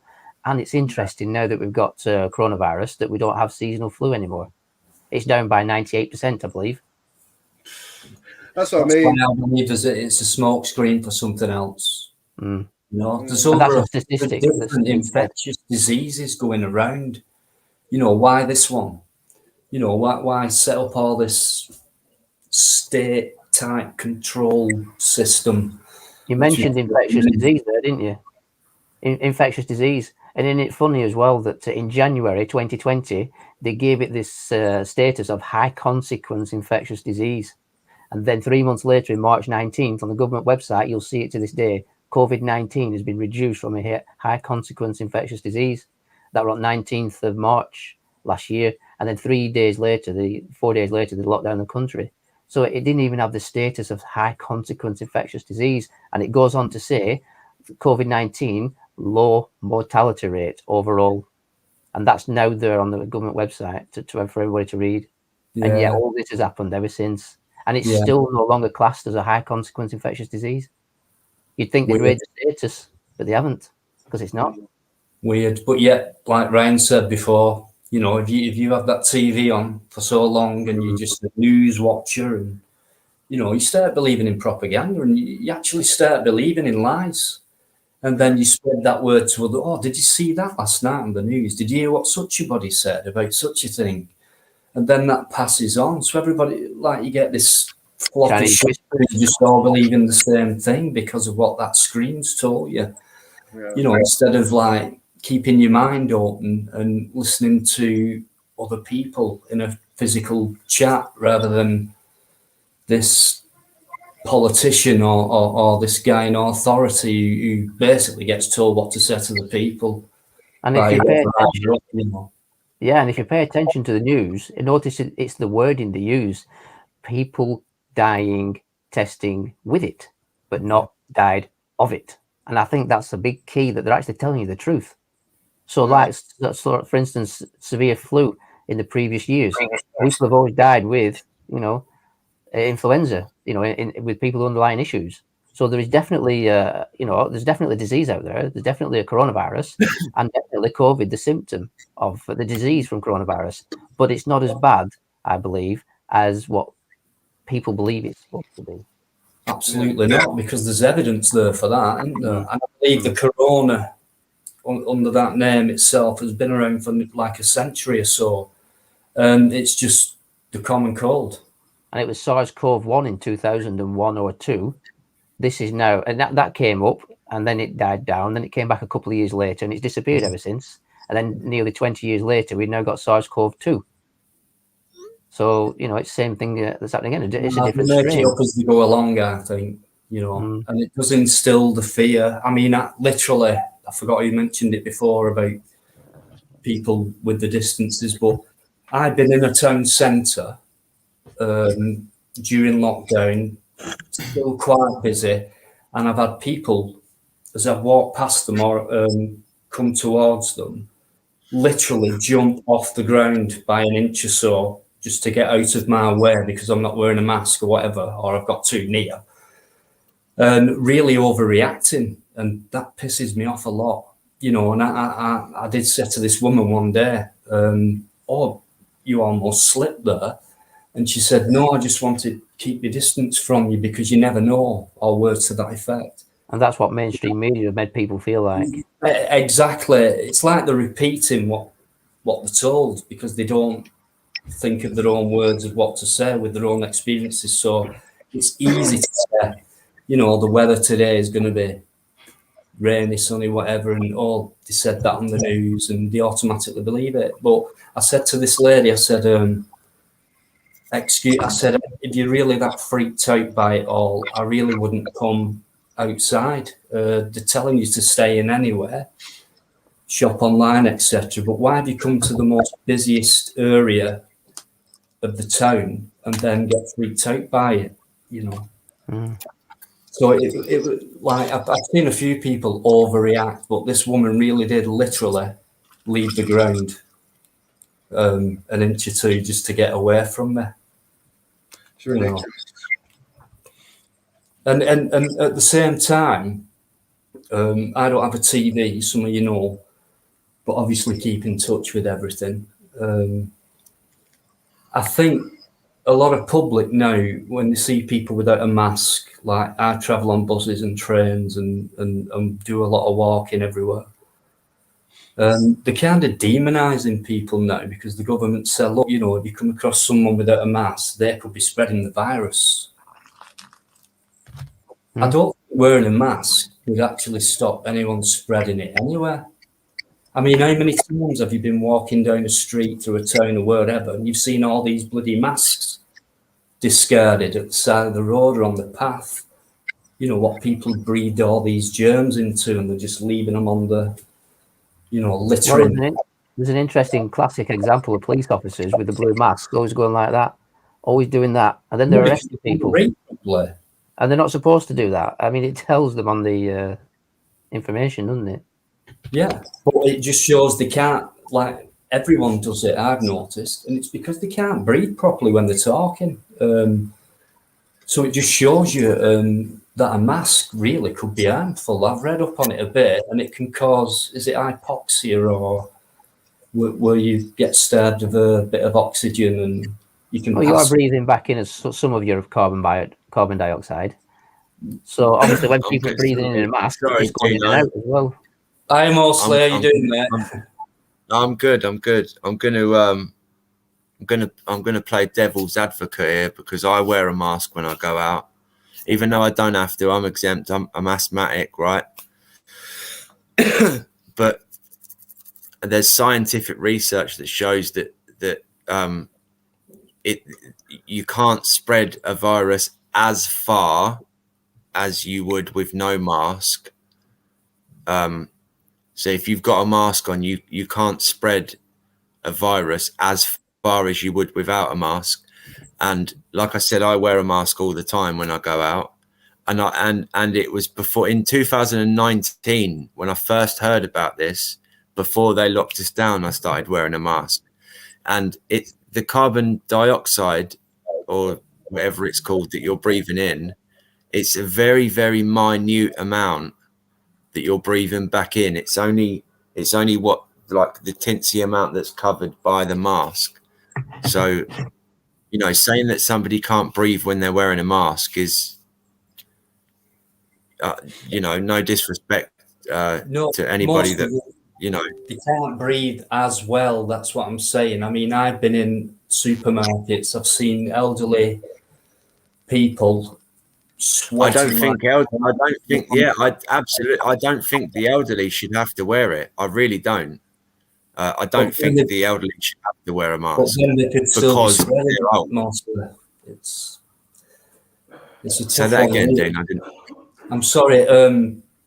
You said they shouldn't have to wear one. I agree. But there are younger people with similar issues as older people, maybe breathing problems or asthma or whatever, like yourself. And I know you were a massive asthma. I've got asthma, but I wear a mask because if I am asymptomatic, and there's obviously there is a virus going about, right? I don't think it's as bad as what they're making out it to be.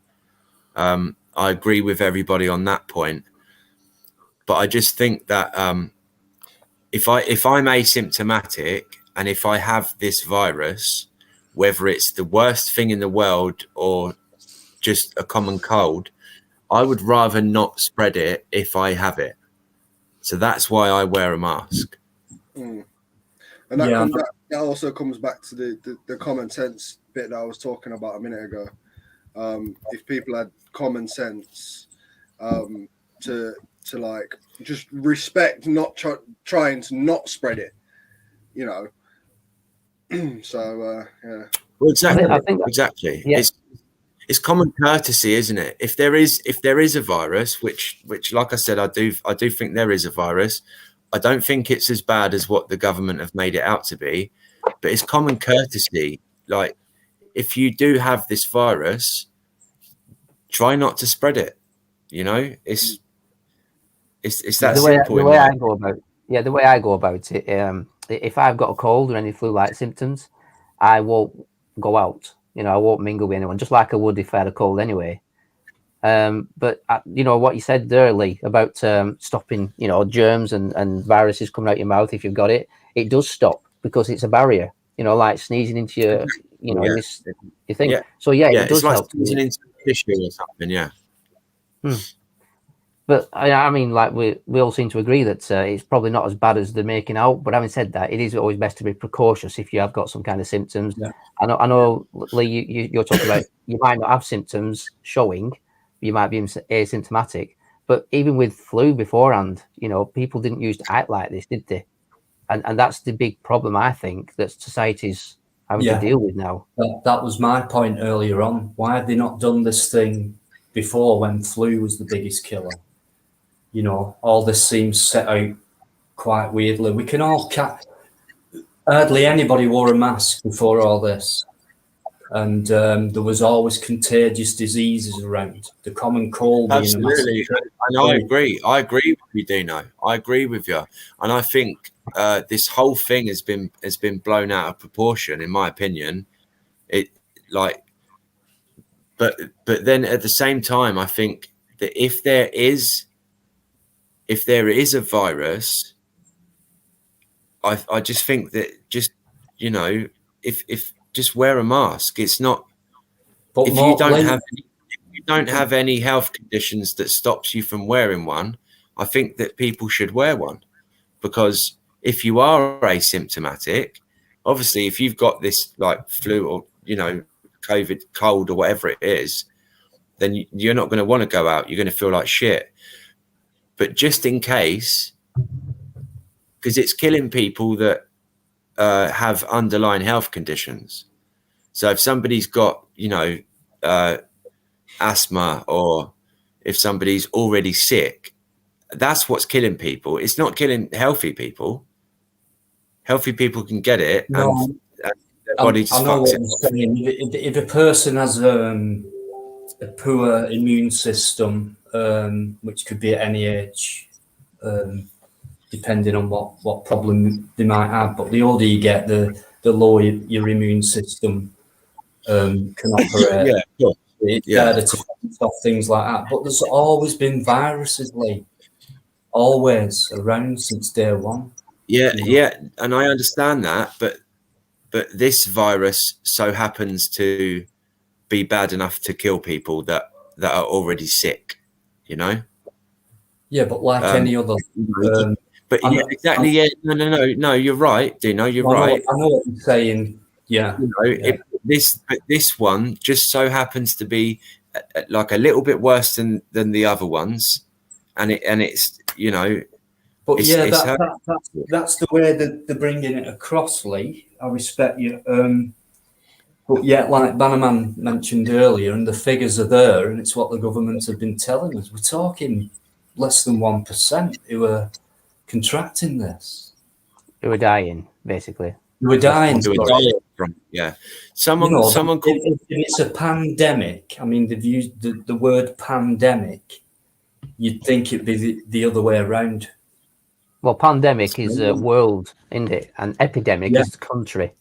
So I don't even think we have an epidemic at the moment. Sorry. Someone called Pied. I don't know if I'm saying that right. The ones that are at risk should be the ones to wear a mask, and only if they want to, in my opinion. I respect your opinion. We're all at risk. But no, it's not that. If you're wearing a mask, it stops you from spreading the virus. So if you're at risk from something, even if you're wearing a mask, if somebody's not wearing a mask, you can still breathe that shit in, whether you wear a mask or not. The reason for the mask is so that you don't spread it within the 2 meters, and that's why we're supposed to be staying 2 meters away from each other. That's the whole point of it. Yeah, I get that point. I understand what you're saying there, but the thing that I struggle understanding is the fact that previously, before COVID came out, this was seasonal flu that did the same thing. You know, it was spread to people. We never wore masks then, and if COVID's not as bad, you know, it's the same thing. You know, it's just a big issue about the media and masks, how they brainwashed people, I believe, and it just made people believe that the masks is making things safer for everybody else, when in effect, even with seasonal flu, people never wore masks, so they were still at a similar risk. So everybody's led to believe that COVID is worse. I agree with what you're saying. I absolutely agree with what you're saying. You know, we've always had a flu or a cold or something. But I think in this instance, this virus just happens to be a bit worse than the other. Yeah. Okay. And I get what you're saying. You know, it happens to be a little bit worse than everything else. And it's killing people that have got underlying health conditions. Yeah. So listen, I'm healthy. If I caught it, I'm healthy. I'd probably just have a cold for a few days, and that'd be that. But I haven't got a nan because both my nans are dead. But if my nan caught it and she was like, you know, fucking 95 years old, and it fucked with her lungs, it's going to kill her, you know. So it just happens to be a little bit worse than a cold or a flu. I'm not saying that it's the worst thing in the world, because I don't think it is. It's definitely not as bad as what they're saying it is. But I just think, again, you know, although going on that as well, there is somebody that got told by doctors, like I was saying earlier, I don't know if you was in the chat, that said that because of his underlying health issues that he would die if he contracted it. So he should stay off work. His advice by the doctor was to stay off work for any other. And basically he ended up getting it, and it was even to him it was like a really bad head cold. I understand that some people are way worse in their underlying health issues, but when he got told that by the doctor, was like he was taken back by that when he got it, and he knew he had it because he took a test. He was took back by the fact that he beat it, which. So, but this is the thing, Ryan. This is the thing, right? We're all built differently. I might get you and me, Ryan. We could get exactly the same cold on exactly the same day, the exact same strain of that cold, and we could feel completely different. We're all built different. So that's what I mean. Like everybody's built different. And there's somebody in the chat that just said that I'm brainwashed. I'm not brainwashed. I'm listening to the science. I'm reading articles and I'm listening to the science. That's at the end of the day, everyone's got their own opinion as well.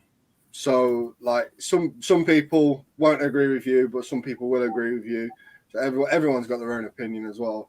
So yeah. Yeah, and Pure Chaos 71 just raised an interesting point. Something I've been looking at as well. The death rate hasn't changed in numbers with COVID. But the strange thing is, the death rates before COVID, they've been replaced with COVID. So this is the thing. This is something that I have a problem with, is that they're using COVID as an excuse for people dying in old people's homes, in like residential care homes and stuff, and they're using COVID as an excuse, and they might not have even died of COVID, but they're still using that. They're still using, and I'm not, and I promise everybody, someone just said I'm brainwashed. I don't think that it's as bad as what it is, but I do think that there's a virus. That's I've said it many times. If you look at the stats regarding deaths from COVID, 33,000 of them didn't die from COVID. There was actually that's what they had COVID, but they didn't die from COVID. But those stats was actually used. That's what I just said. They're using that. They're putting COVID on death certificates when it could have been anything else. Right. They've got underlying health conditions. And that's all down to your MSM fucking media. So false information. Why would they do that? Well, Patrick Valens said that in 10 Downing Street, he identified that as COVID deaths being put on death certificates when they hadn't even been tested. And another interesting point that I actually looked into myself on the NOIDs. I don't know if you know what the NOIDs are, notification of infectious diseases. Every week there's a report on COVID deaths and other deaths. Now then, at the end of November 2020 to the end of January 2021, the COVID deaths for Sheffield alone was 2. There was more people died of food poisoning, and I think there was other things. I think COVID deaths was 3rd most common in Sheffield, and that was just recently. And that's from the notification of infectious diseases that's released every week.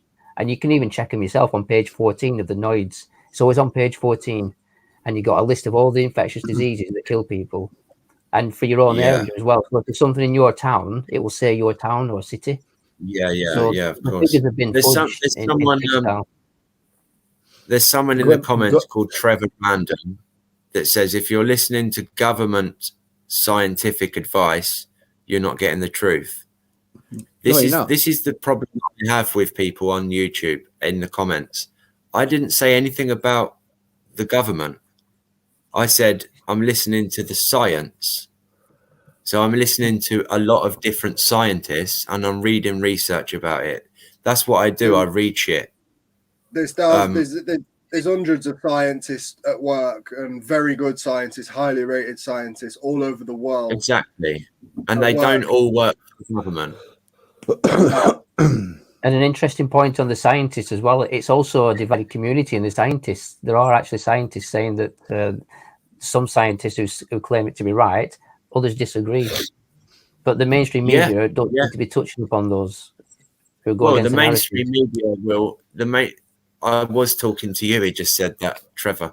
The mainstream media will take the worst parts of anything that they can find. They'll take the worst sounding parts of it and stick it out on the news, and that's what the mainstream media does, because it's all about you know, let's fucking scare everyone because we need to keep everyone controlled, and that's what the mainstream media does, you know.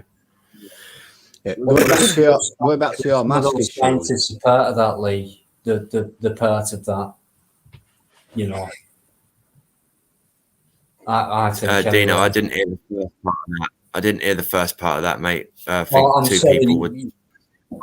Yeah, you were talking about scientists and some are for the good and they do hard work in that, but I think some scientists are under orders or rules from the government to portray things as they're not really are. Well, absolutely. But if you read a research paper from an independent lab, which is usually what I do, I try to stay away from you know, any kind of research that's to do with the government. I tend to try and stay away from that.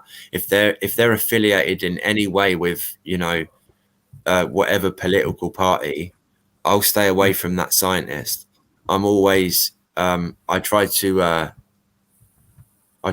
only listen to independent research.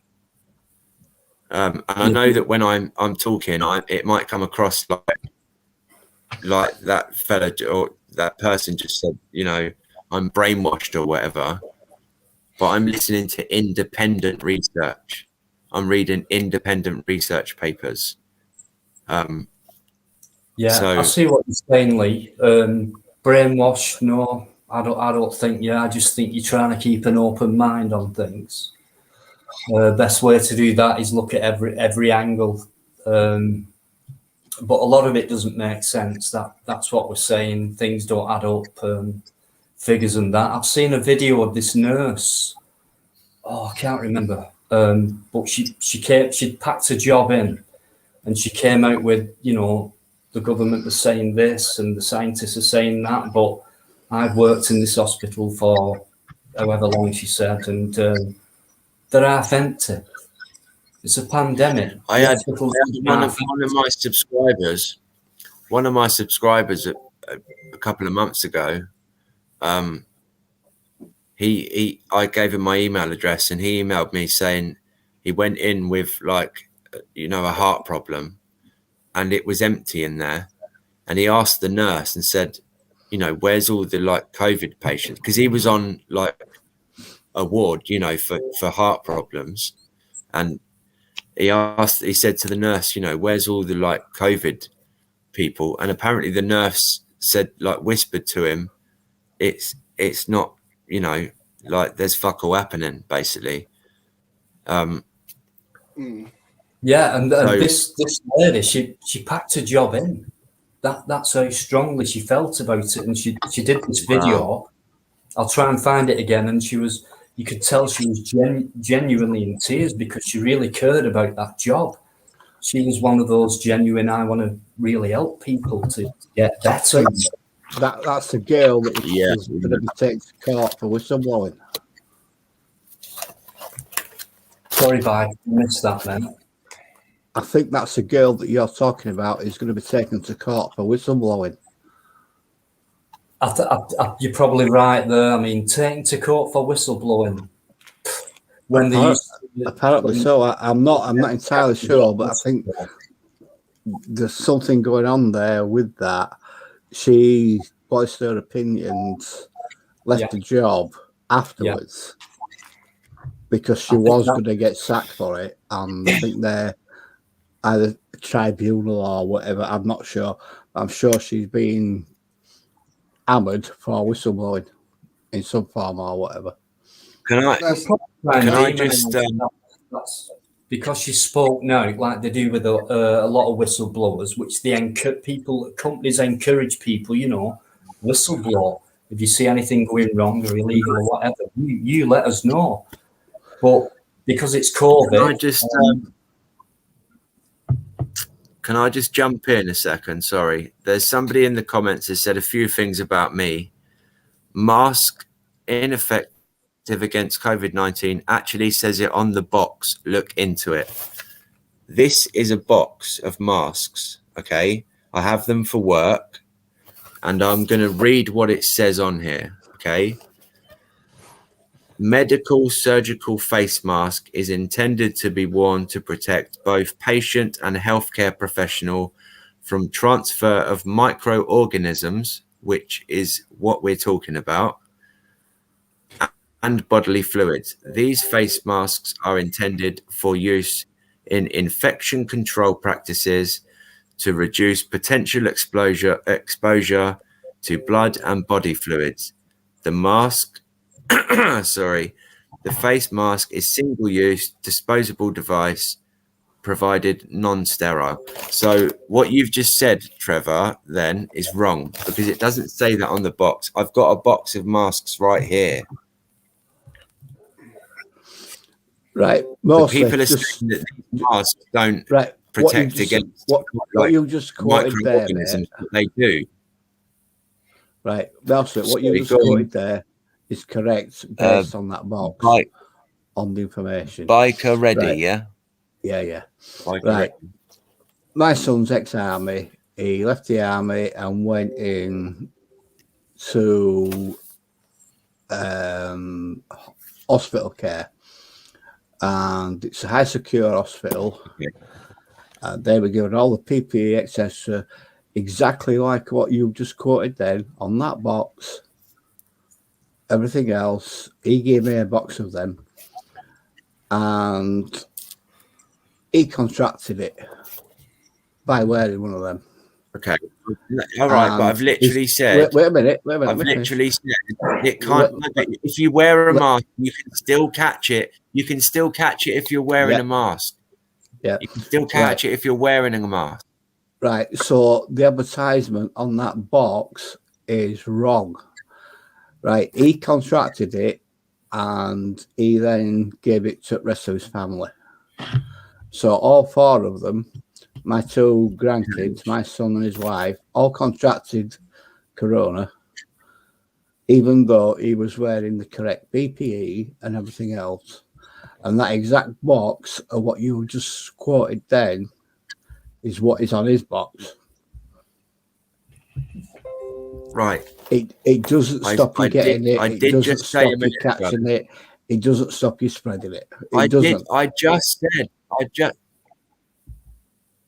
just said a minute ago, even if you wear a mask, you can still catch a virus. Yes, because you're still breathing the air in through the side of the mask.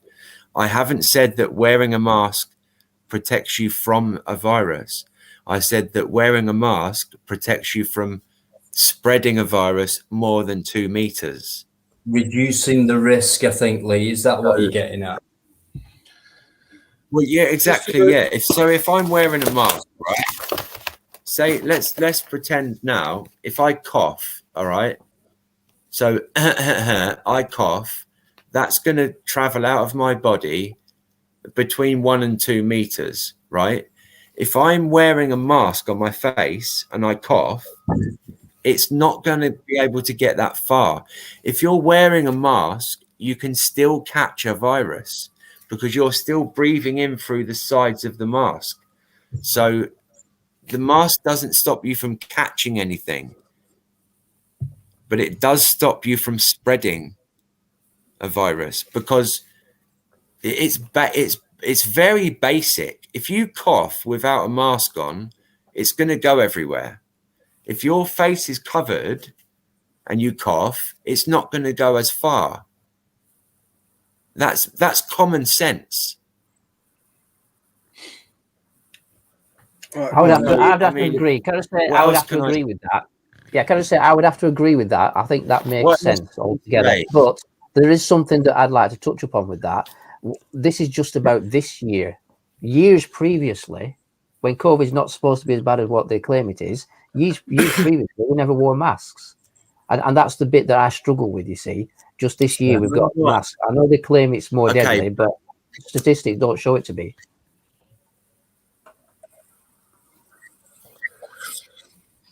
Stats are what we're led to believe by the MSN. And that's someone's just said, Someone's just said your obedience is prolonging the nightmare. I'm not being obedient. I'm telling you a scientific fact. I'm telling you, it's a fact. It's not like, are you fucking stupid? I'm sorry, I really don't mean to be rude, but if you cough without a mask on, it's going to go out. Well, if you cover your face, it's not going to go as far. That's all I'm saying. Trevor, with all respect, mate, right? Mosley's got an opinion and he's voicing it, and in some respects he's right. Wearing a mask does reduce the risk of this comment here is what he's trying to say. It prevents the distance of spread. Yeah, reduces the risk. Yeah. That's what he's trying to say. To put it down. That's all I'm trying to say. It stops. If you cough with a mask on, it isn't going to go as far. I'm not saying. That's all I'm saying. I'm not saying that there's. I'm not saying there's. I'm not saying look, the government isn't against us, because I think they are. I'm not saying anything other than if you wear a mask and you cough, it isn't going to go as far. That's all I'm saying. Even if you wear a mask, you can still catch a cold. That's all I'm saying. But there's people in the comments like, oh, I can't. Well, I actually agree with you. I agree with you, Lee. What you're saying there is actually fact. It's actually true, and that's my opinion. But I struggle with the fact that we never had masks beforehand. Sadie Clark saves.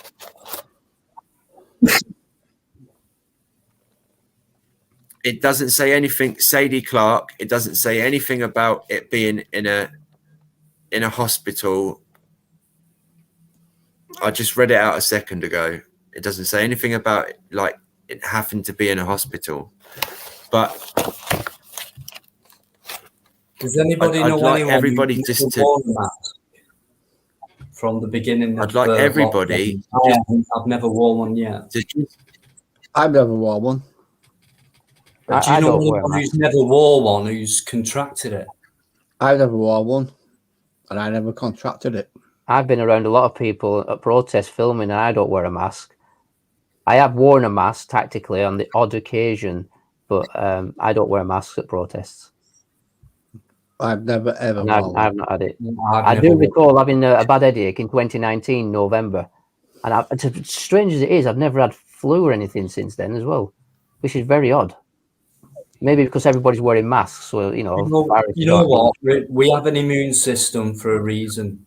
And your immune system's very, very, very strong. And like Mosley said earlier, the older you get, the more vulnerable you become to illnesses because your immune system begins to get weaker, and that depends on your lifestyle and things like that, diet, etc., exercise, But anyone's susceptible to anything contagious. So wearing a mask will reduce any kind of coughing, infectious thing like that. Thank you, Dino. And that's no, it's truly. And I've got people.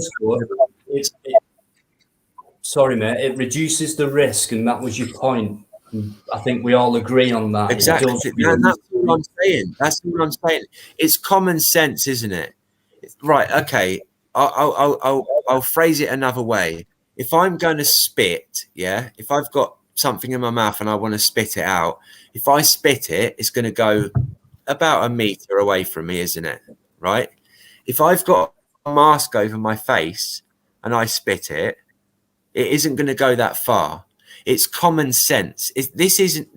I said it's science, and someone said it's not a scientific fact. It is. It's been proven by science that it is a scientific fact. But this is common sense. You don't have to be an absolute idiot to know that if you cough when something's over your face, it isn't going to go very far. But when you cough without something on your face, it is going to go a couple of meters. Moving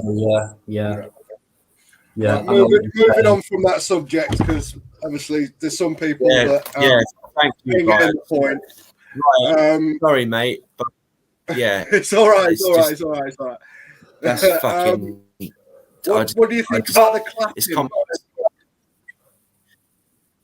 what do you think about what? Sorry. The clapping. Sorry. The clapping that they've done for the NHS. It's gone, isn't it? Initially, it lasted about a month. I think it what about the 2 videos? months, What about the videos of the nurses? You know, taking the mickey out of COVID. You know, with people like carrying dead bodies with COVID and dancing on TikTok and things like that. That's sick. Oh, yeah. I've seen nothing like that. Wow, but that sounds disgusting. If you've not seen the videos, you know what? That's just, and that's coming from healthcare workers. It's like a poke in the eye. Do you know what? Disgusting. But at the end of the day, they don't help themselves when they do things like that. They're like, you can only support people so much, and then when something like that happens, it's just like, well, what's the point, really? You know what, Ryan? I worked in care. I said this to Lee a while ago on a live stream, and the amount of people who work in that industry. I started off in home care and worked my way up to mental health, with no great qualifications, just mega experience. But the amount of people in that job, in the care work industry, that don't care at all is ridiculous.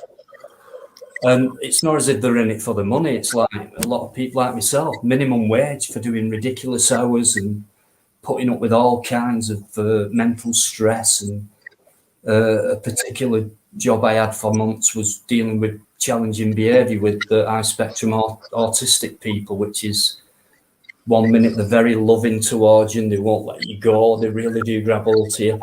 And the next minute they're trying to punch shit out of you, you know. And the amount of times I saw staff running away from their duties when they're meant to be caring for someone was ridiculous. And that was the main reason why I left that job. And I did make a quote. There are people who work in care who care, and there are people who just work in care. Yeah. You know? And there's not that many of them who really do care. So I've seen it. I've worked in there for 6-7 years and I've seen it. Nursing homes. Was that in private sector, Dino? Yeah. I've never worked for NHS, but all these, like it's all about money. Yeah, they're absolutely raking it in. I was just about to say that. The care homes that are getting built these days, they're going up like nobody's business. That is a bad sign. That's why I asked you if it were private sector. Like with the money, it's like you can go to a private care home and it look all nice on the outside, but in reality, there's some care homes that have actually treated people that bad. Like for instance, the one case I know about, a bloke got treated that bad for the colour of his skin. They didn't like the colour of his skin. There was a couple of racist people that worked there because it was a private sector, and he ended up dying because he was malnourished. He had bed sores. He ended up getting rushed into hospital every other month. So they just didn't care. They'd done what they wanted, and it looked so beautiful and so expensive on the outside, and it was so expensive. Yeah. But, you know, these guys, these private companies, now there's that many of them, they actually bring out these glamorous, colourful, glossy brochures.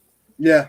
You know, come to our care home, look what facilities we've got, and then they show you pictures of these rooms where they're going to be staying. When you actually get in those rooms, the brochure makes the room look luxurious and quite spacious. When you get in those rooms, they've got like a bed, a window, a set of drawers, a wardrobe, and a wet room or a toilet. And I saw something. That's all you got. I saw something about a year ago, maybe a little bit less than a year ago, and it's exactly what you're talking about. It was like, you know, come here, we've got a lovely care home, blah blah blah. But the nurses were literally slapping the old women when they're trying to get them undressed, and you know these old women have got like dementia or something, and they're like get undressed and slapping them about.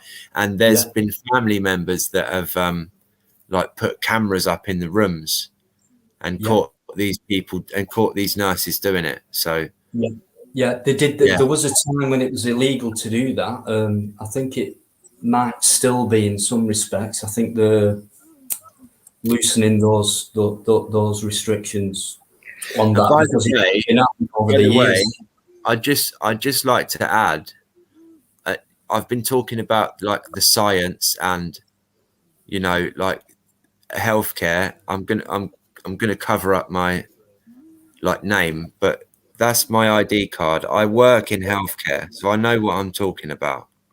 I'm not like just sitting here saying shit. Yeah. I shouldn't have to show this and say, you know, I so do you've this. Seen it. You've seen what goes on. I work in healthcare. I'm like, you know, it's. I did work with dementia for a few months. I went into nursing homes and they were like 12-hour shifts. So it was like getting up, going to work, finishing work, going home, going to bed, getting up, going to ridiculous for minimum wage, you know. But when I was in a dementia nursing home, there was this there was one care worker, and we were checking beds and we had to change people's sheets and nappies, if you like. And there was one particular patient, and she'd wet a bed. There wasn't that much, but it was still wet. And we had to check. And she said, "Oh, that's not too much. We'll leave you. We'll come and change your sheets later." And I said, "Excuse me." I said, "Whether that bed's wet or not, it's been 3-4 hours since we changed those sheets.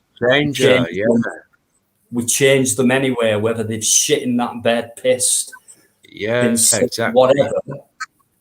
If it's still clean." I don't get into that kind of situation, Dino, but I do work with vulnerable adults, you know, and I've been talking about COVID for a long time now. So, you know, I get these boxes of masks all the time, and like there's even like people saying about. I don't understand how you cannot understand how if you cover something, then it isn't going to be spread. You don't have to be a healthcare professional to understand that. It's common sense, and it frustrates me that people are like, I don't wear a mask because listen. Absolutely fair enough. If you don't want to wear a mask, that's absolutely your choice. That's not what I'm saying. But when I get comments saying like, you know, whatever, when I'm trying to like explain something that's we know where you're coming from on that. But it's very simple. That's why I'm so frustrated, because I'm saying something that is very, very simple, and there's people in the comments that just don't understand it, and I'm like, I'm not talking on a scientific level. If you cough, the particles are going to come out of your mouth. If you hold your hand over your face and cough, the particles aren't going to go as far as they would without your hand over your face. No, you're right, Lee. I think what a lot of other people's point is, even though you do that, it still won't stop the spread of a disease. So in that, you're right. It reduces that risk, but it will never stop it. And I think that's what some people kept saying, you know, you can do that later if you want, but the virus. Someone just asked in the hold on, because someone just asked in the comments, Lee, honest question, how many times a day do you change your mask? If I'm not at work, I wear a canvas, not a canvas one.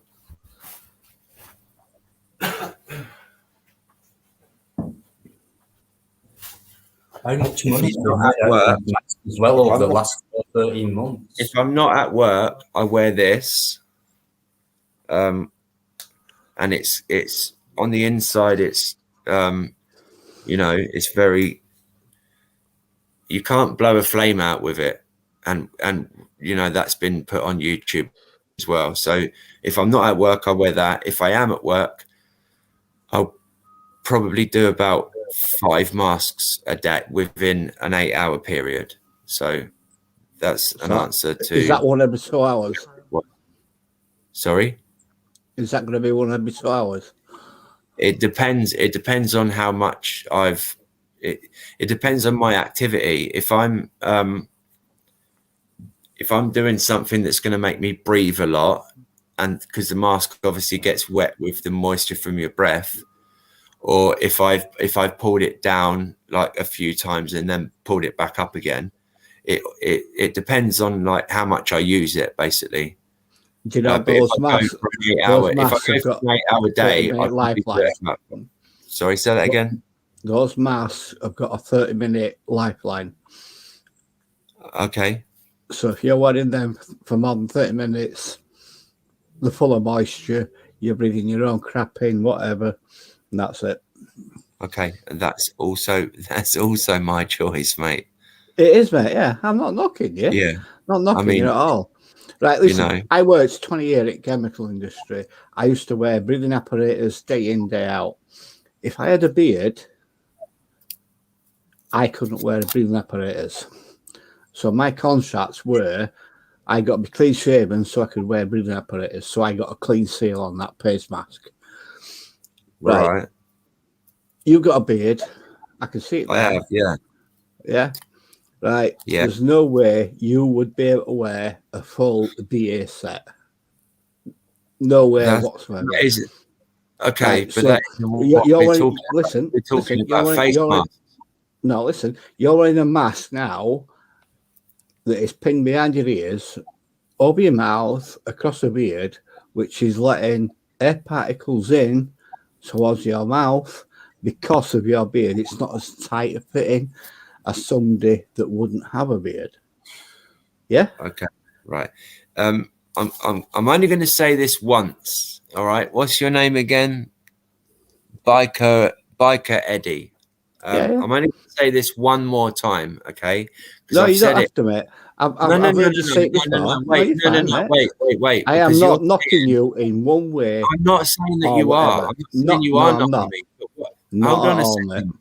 Hold on a second. What I'm saying, I am not knocking you whatsoever. Not knocking. I understand your logic. I understand the science behind it and everything else.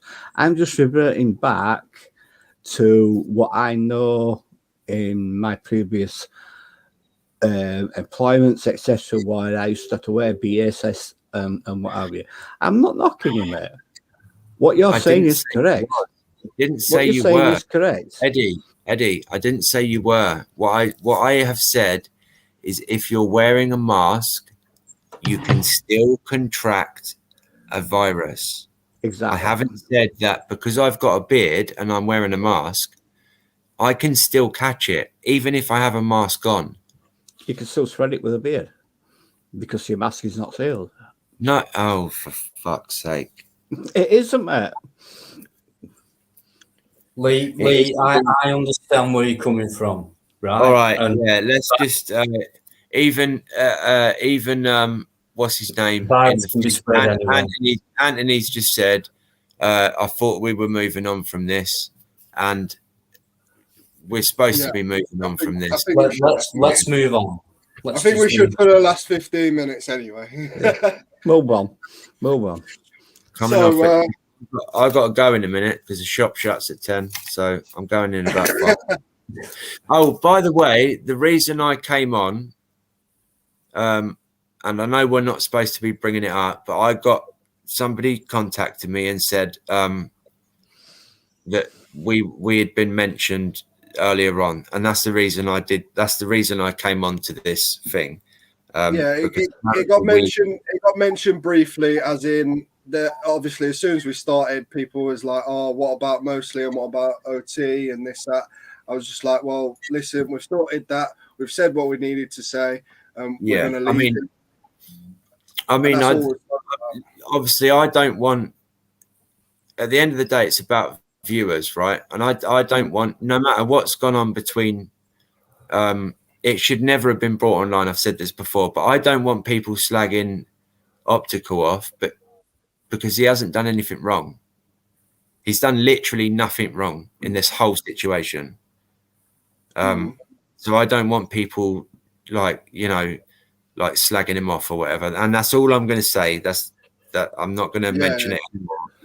But why I came on here, because somebody contacted me and said, you've been mentioned on Ryan's thing, and that's why I come here. That's fine. That's fine. At the end of the day, you're probably going to get that every time we go live and we say we're not going to mention it. But I said, and I thought that as well. To be honest, I thought, it might not have even been mentioned, but I just don't want. Listen, he's a nice fella, and I don't know what everybody else thinks about him, about Optical. But he's a really nice guy, and I just, it's best to put a complete end to all this now. And and this we said this a couple of days ago, Ryan, didn't we? It's supposed to be done, and I don't want to carry it on. But if I get a message saying you and Optical are being slagged off, I'm going to come on and. Honestly, you're probably going to get it every time we go live, and we'll probably get it when you guys go live. And just be prepared. If you're going to get that message, just be prepared to come on and just scroll back and see what has actually been said. And then you can make a judgment for yourself. Then, I mean, there's going to be all right, Ryan, that's fair enough. That's fair enough. Yeah, just makes more sense, doesn't it? So. Yeah, of course. I mean, we're all in this together. Ryan said that. Well, yeah, that's the thing. But no, and I've said it before, Lee. Everyone's got differences, and we don't have to agree, and we've all got different opinions. But you're right. Team, like a football team, we can argue over what position we're playing and things like that, but we're on the same team, and we can win a game. Absolutely, and that's right. That's right. Listen, I can get slagged off. People can call me whatever they want, but he's done nothing wrong. Oh, do you know what I mean? He's done nothing wrong, and he shouldn't be being spoken about the way that people are talking about him. I know that people have got their own opinions, but he's literally done nothing wrong. So, like I say, I've just let the chat have their own opinion, and if they've asked questions, I've just turned around and gone, well, I'm not talking about it. At the end of the day, we've had our words, we've spoke about it, it's been spoke about, and that's it. And that is pretty much all I said at the beginning of this live. And we had 5 people carry on messaging. One of them, undisclosed details, he was on YouTube, and he kept on trying to at me and say this about me and say this about this live stream, and mostly Insects and Optical Turkey's better live stream and all this. At the end of the day, I was just reading it and I was just going, yeah. And, it's like we're both doing a live stream. We're both doing, doesn't really matter who's better. We're just doing a live stream on YouTube, Well, yeah, that's the thing. Yeah. But the thing that obviously I got a message saying, people are talking about you and OT. And I said to you the other day, Ryan, we haven't spoken privately, yeah. No. So, I honestly, I don't want to carry it on, but there is one side of the story, and then there's always 3 sides of the story, yeah. There's my side, your side, and the truth. So, I don't know what's been said to you. I don't know, what people in the comments have been saying or whatever. But I've always said there's always 3 sides to a story. It isn't 2 sides. There's 3 sides. There's your side, my side, and then there's the truth that's in the middle. So I just don't want people to. There's probably been This is what I'm trying to fight against. sides, Lee. I don't know the finer details or anything like that. Obviously, everyone knows there's been a fallout. Yeah. Finer details, I don't think any of us know other than yourself and Optical and things like that. But you're all great guys. Everyone can see that. Well, this is the point. I know for a fact that Andy felt very close to you, and he was genuinely upset that you fell out. Genuinely, like I said, I don't know the finer details, but I know for a fact, Lee, that he did, probably still does think the world of you, and he was upset with the fact that you'd fallen out. And it seems petty, yeah, this fiver and all that, but I think the to it and throwing the principle that, you know, not the fiver, just throwing each other ammunition. Yeah, and you're going to fire back. So this comment that I've pinned right here is exactly what we're trying to fight against. We're trying to fight against police corruption, and the troll are just making things worse. So yeah, they are, and let's not forget, we're all on the same team, okay? Despite differences, opinions, etc. Yeah, it's kind of, we all have a similar goal. We want to do the right thing.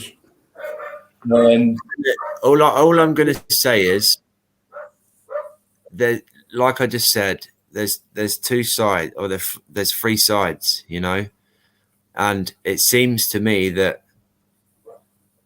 like you guys have only got one side of it, so it, you know, I kind of feel a bit frustrated because I don't want to carry on this. It's not even an argument. It's like a disagreement, and I don't want to carry it on. I really don't. But you've only got one side of the story, you know. So it's like, yeah, Lee, I know what you're saying, but it's not as if I'm taking sides. You know, no. I'm not saying.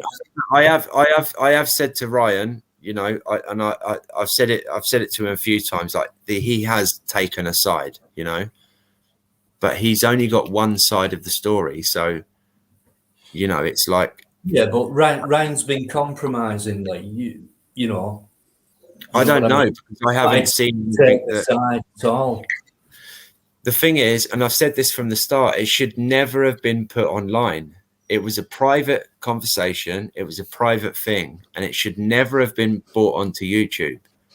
And you know, it, like, I can't stop what he does. Yeah, I can't stop him from saying whatever he wants to say on his own channel.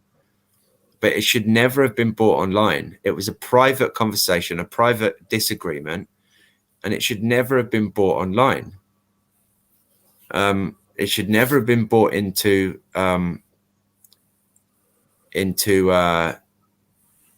what's it called? Community posts.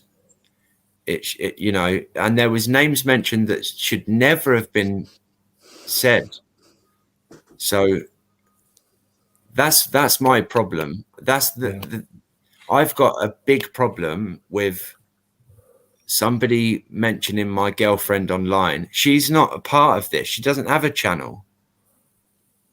Like, it should just never have been brought online. So that's why I'm a bit bitter about it, because you know, with respect, I mean, like I said, I don't know the finer details, but I really get the feeling there was no bad intention coming from Ant with however it started, like some kind of joke or whatever, but I don't think there would be any bad intention from all right, hold on a second, right? Because Anthony's just said, all I'll say, it would never have come on YouTube if you was honest and said, we haven't fallen out. The reason I said that we haven't fallen out, Anthony, I know you're watching this.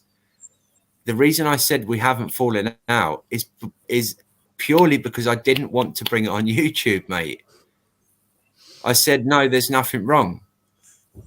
And, you know, like, why would you want to carry it on? Why, like, I said to a couple of subscribers, no, I haven't. I don't know what you're talking about. We haven't fallen out. And that's exactly how it should have stayed. Yeah. You should have done exactly the same thing as I did, Anthony, and said, you know, yeah, he's right. We didn't fall out. It should have stayed private. And this is exactly the problem that I've got is you've carried it on and you've put it in front of everybody, and it should never have been this should never have been done. It shouldn't have got this far. And the fact that and I respect that you deleted it. I asked you to take it down, Anthony, and I respect that you did.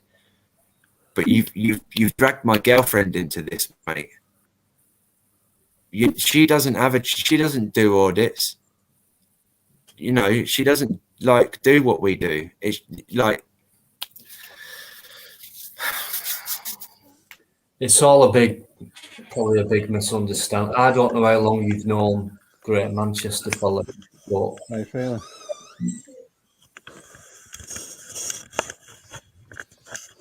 Well, let's just leave that there. And if any contacts need to be made, then I've got my socials on my YouTube. I'm pretty sure everyone that's involved has got Manchester's details as well. So it can be spoke about privately from now on. Like I say, I don't want any arguments or problems on my channel. I did what I did, and it was just me getting built up anger over some. Oh, he's left. I think internet problems, but yeah, I think it should just be left privately now. If anyone wants to talk about it, keep it private, and that's that. So I agree. You've got me and Bannerman sat here watching and listening, looking at the comments, and we're both thinking probably the same thing. Yeah, yeah, probably. That's what happens when you get over a certain age, I think. You just it take is, it like a sponge, take it in and see what happens. Yeah. I'm sure they can, get things sorted. And I know for a fact Ant thought the world of Lee, and I don't know how that came back from Lee, but they always had a good banter on the live and things like that. And I just think things were taken slightly out of proportion. Like I said, I don't know the finer details, but you both good guys. That's the thing. That's the thing. People don't know what's gone on behind the scenes. Yeah. And I'm not, and I don't want to carry it on. Yeah. He said he made a mistake, and it ain't about that, Anthony. The catfish comment, it wasn't, that was my fault. I made it look like I hadn't met my girlfriend, and I was fucking stupid. I shouldn't have, I know who my missus is, I've obviously met her, but it wasn't that. Right, yeah, sorry to interrupt. I've got to go now. Good evening. It's been a good night tonight. I really appreciate all the input and everything else. It's been brilliant. I'll catch you again on your next stream. Catch you again, Eddie. Nice one, Eddie. Yeah, see you later. Take care, mates. See you now.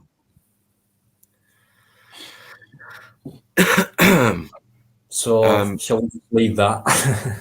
Yeah, like I said, I don't want to carry it on, but I'll say this. I said it many times. She told you as well. Don't stop contacting her, but you didn't listen, and that's the problem that I have. That's the problem that I've got with you, because you kept on and kept on and kept on when we were both telling you don't message her anymore, and you kept on, and that's the problem I've got with you. I don't care about no fivers or fucking. That's between you two. And to be honest with you, I think that was fucking out of order. She didn't and you didn't.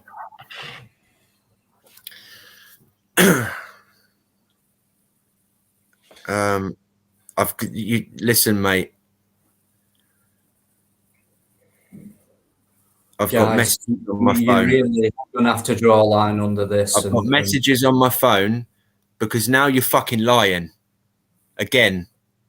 Right. Can I just say, can we you've got Manchester's details, haven't you? Mostly.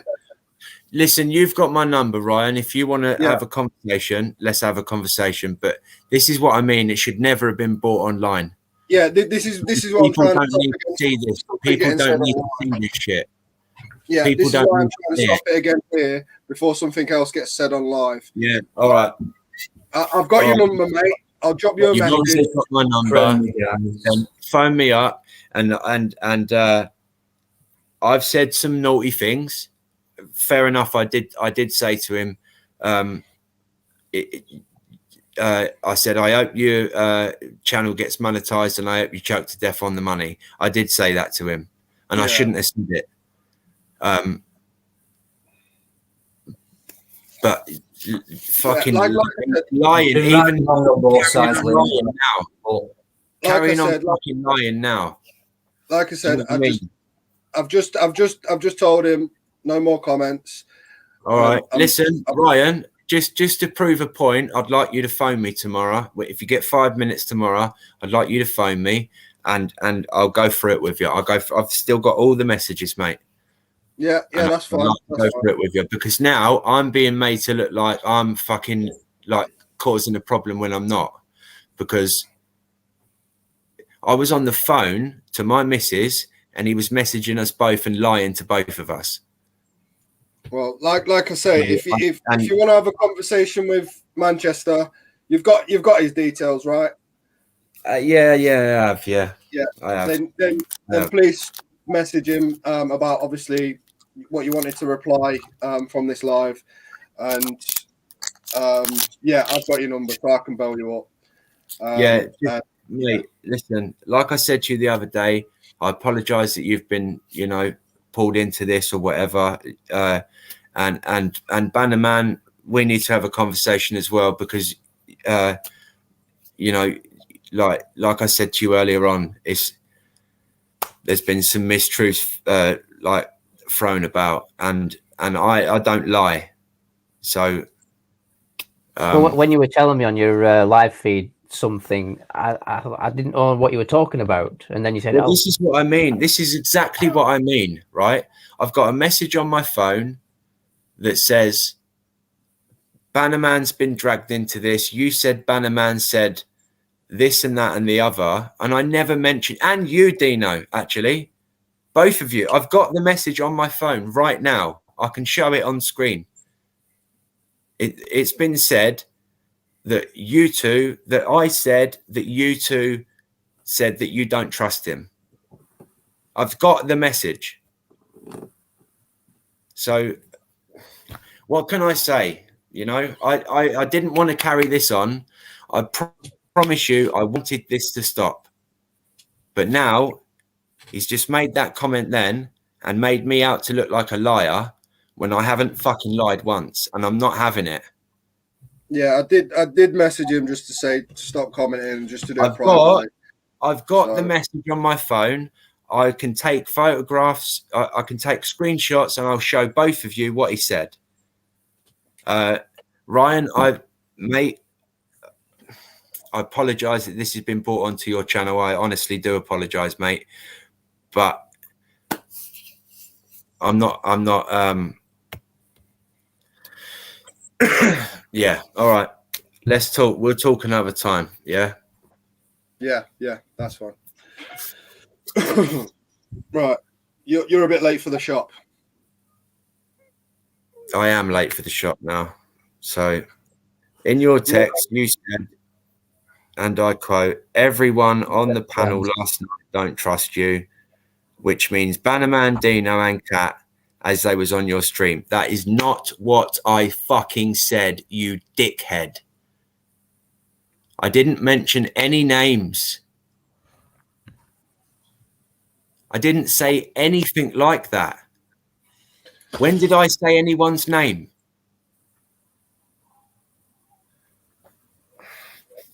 All right. Is that what you were trying to tell me? Is that what you were trying to tell me earlier? Yeah, this is what I mean. Yeah, he's come on my phone and said, you've said that Bannerman and Dino have said they don't trust me, when you were never mentioned. This is exactly what I mean.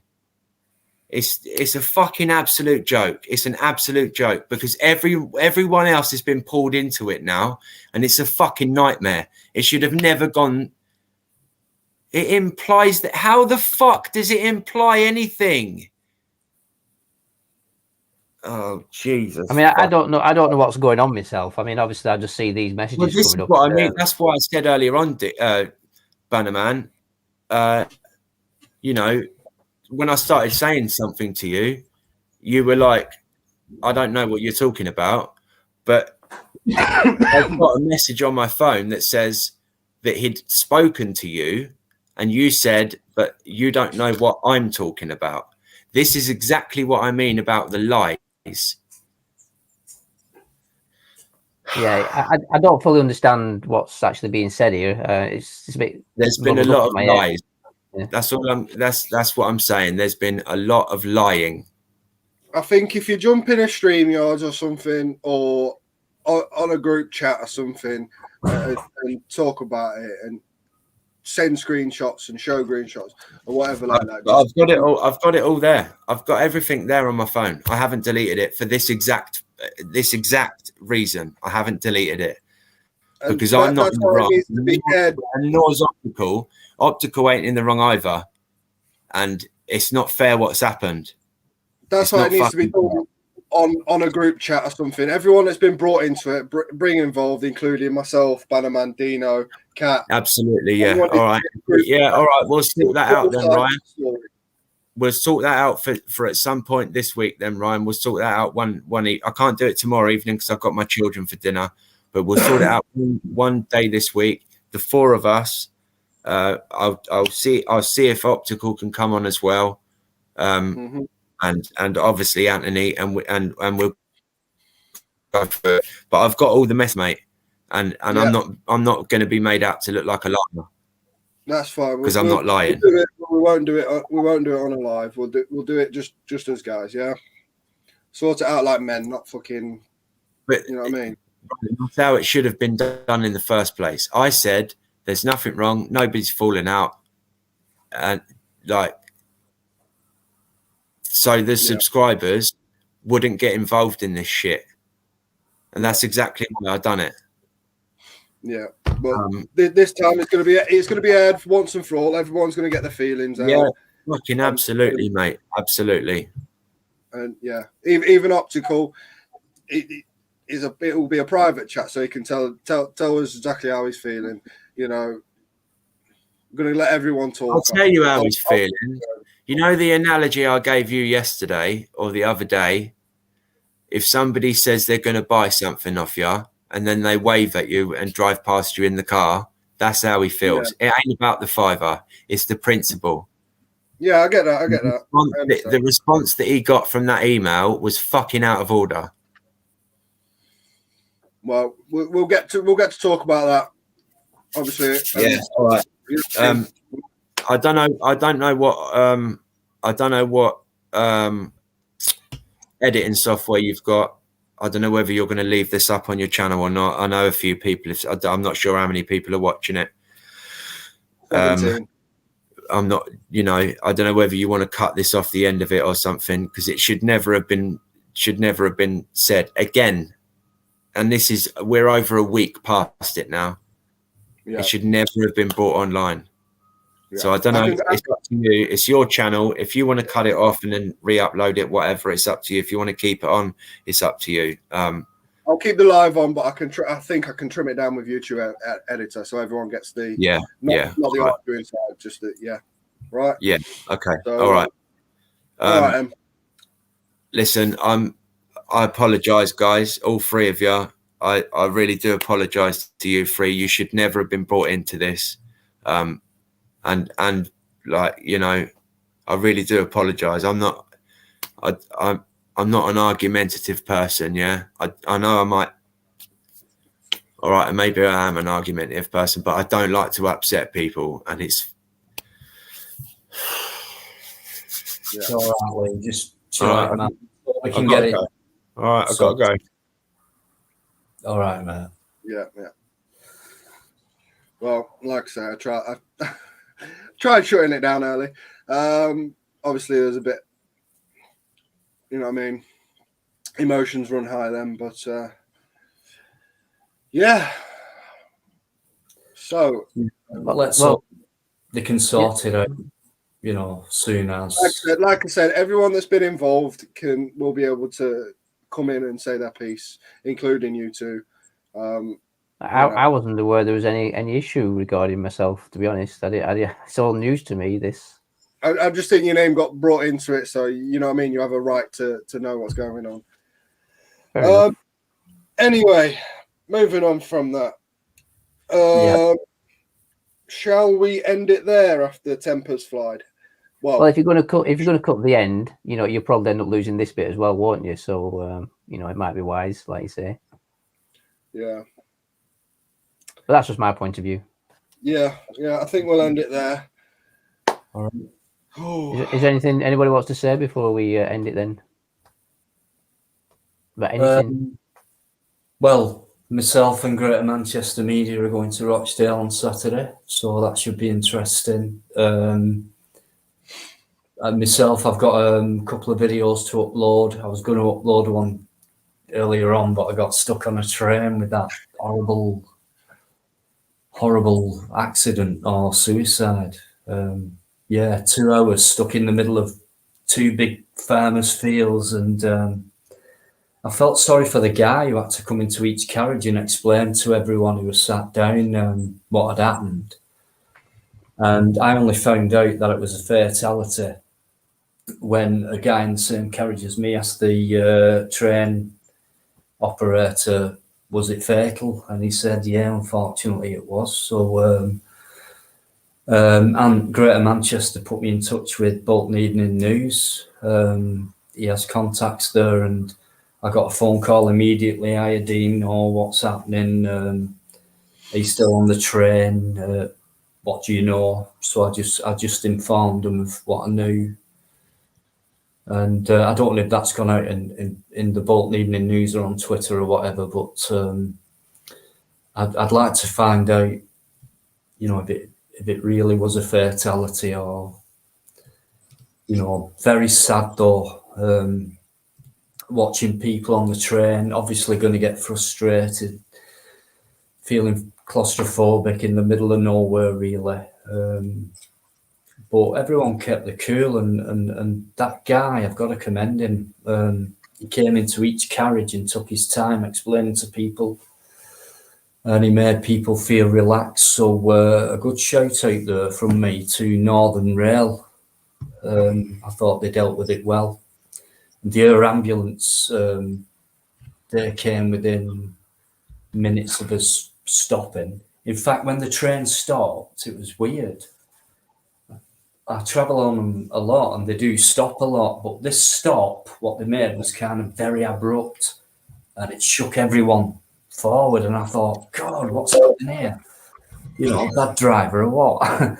But that was the reason. And the guy who came into the carriage and explained, he said, look, if we see someone on the track in the distance and we're going 50, I think our speed limit's 60, something like that, he said. It takes so many seconds to stop because of the speed we're doing. And unfortunately, they didn't have enough time and space to stop without that happening. So not the train driver's fault at all. You know, it happens every day, near enough suicides and accidents on train lines and things like that. So, yeah. Well, I would have joined you in Rochdale, but like I say, I'm going down London this time, so I'll catch up with you next time, perhaps. Yeah, I hope so, Bannerman. Yeah. Yeah. Oh, yeah, definitely. Catch up again. And yourself, Ryan. I missed you in Manchester, didn't I? Yeah, he did, yeah. No worries. Probably catch up again sometime. All right. Okay, then, guys. That's it. I shall catch you on the next live. Yeah, nice. And all the viewers that are left, good night, and catch you all later. And yourself, Dino and Ryan, catch you later as well. Yeah, same to you both. Great chatting to you. Thanks to everyone in the chat, and don't forget to check out Ryan and Bannerman's channels. And I hope you all have a nice rest of the evening and rest of the week. And thanks for listening. Cheers. Okay. See you later.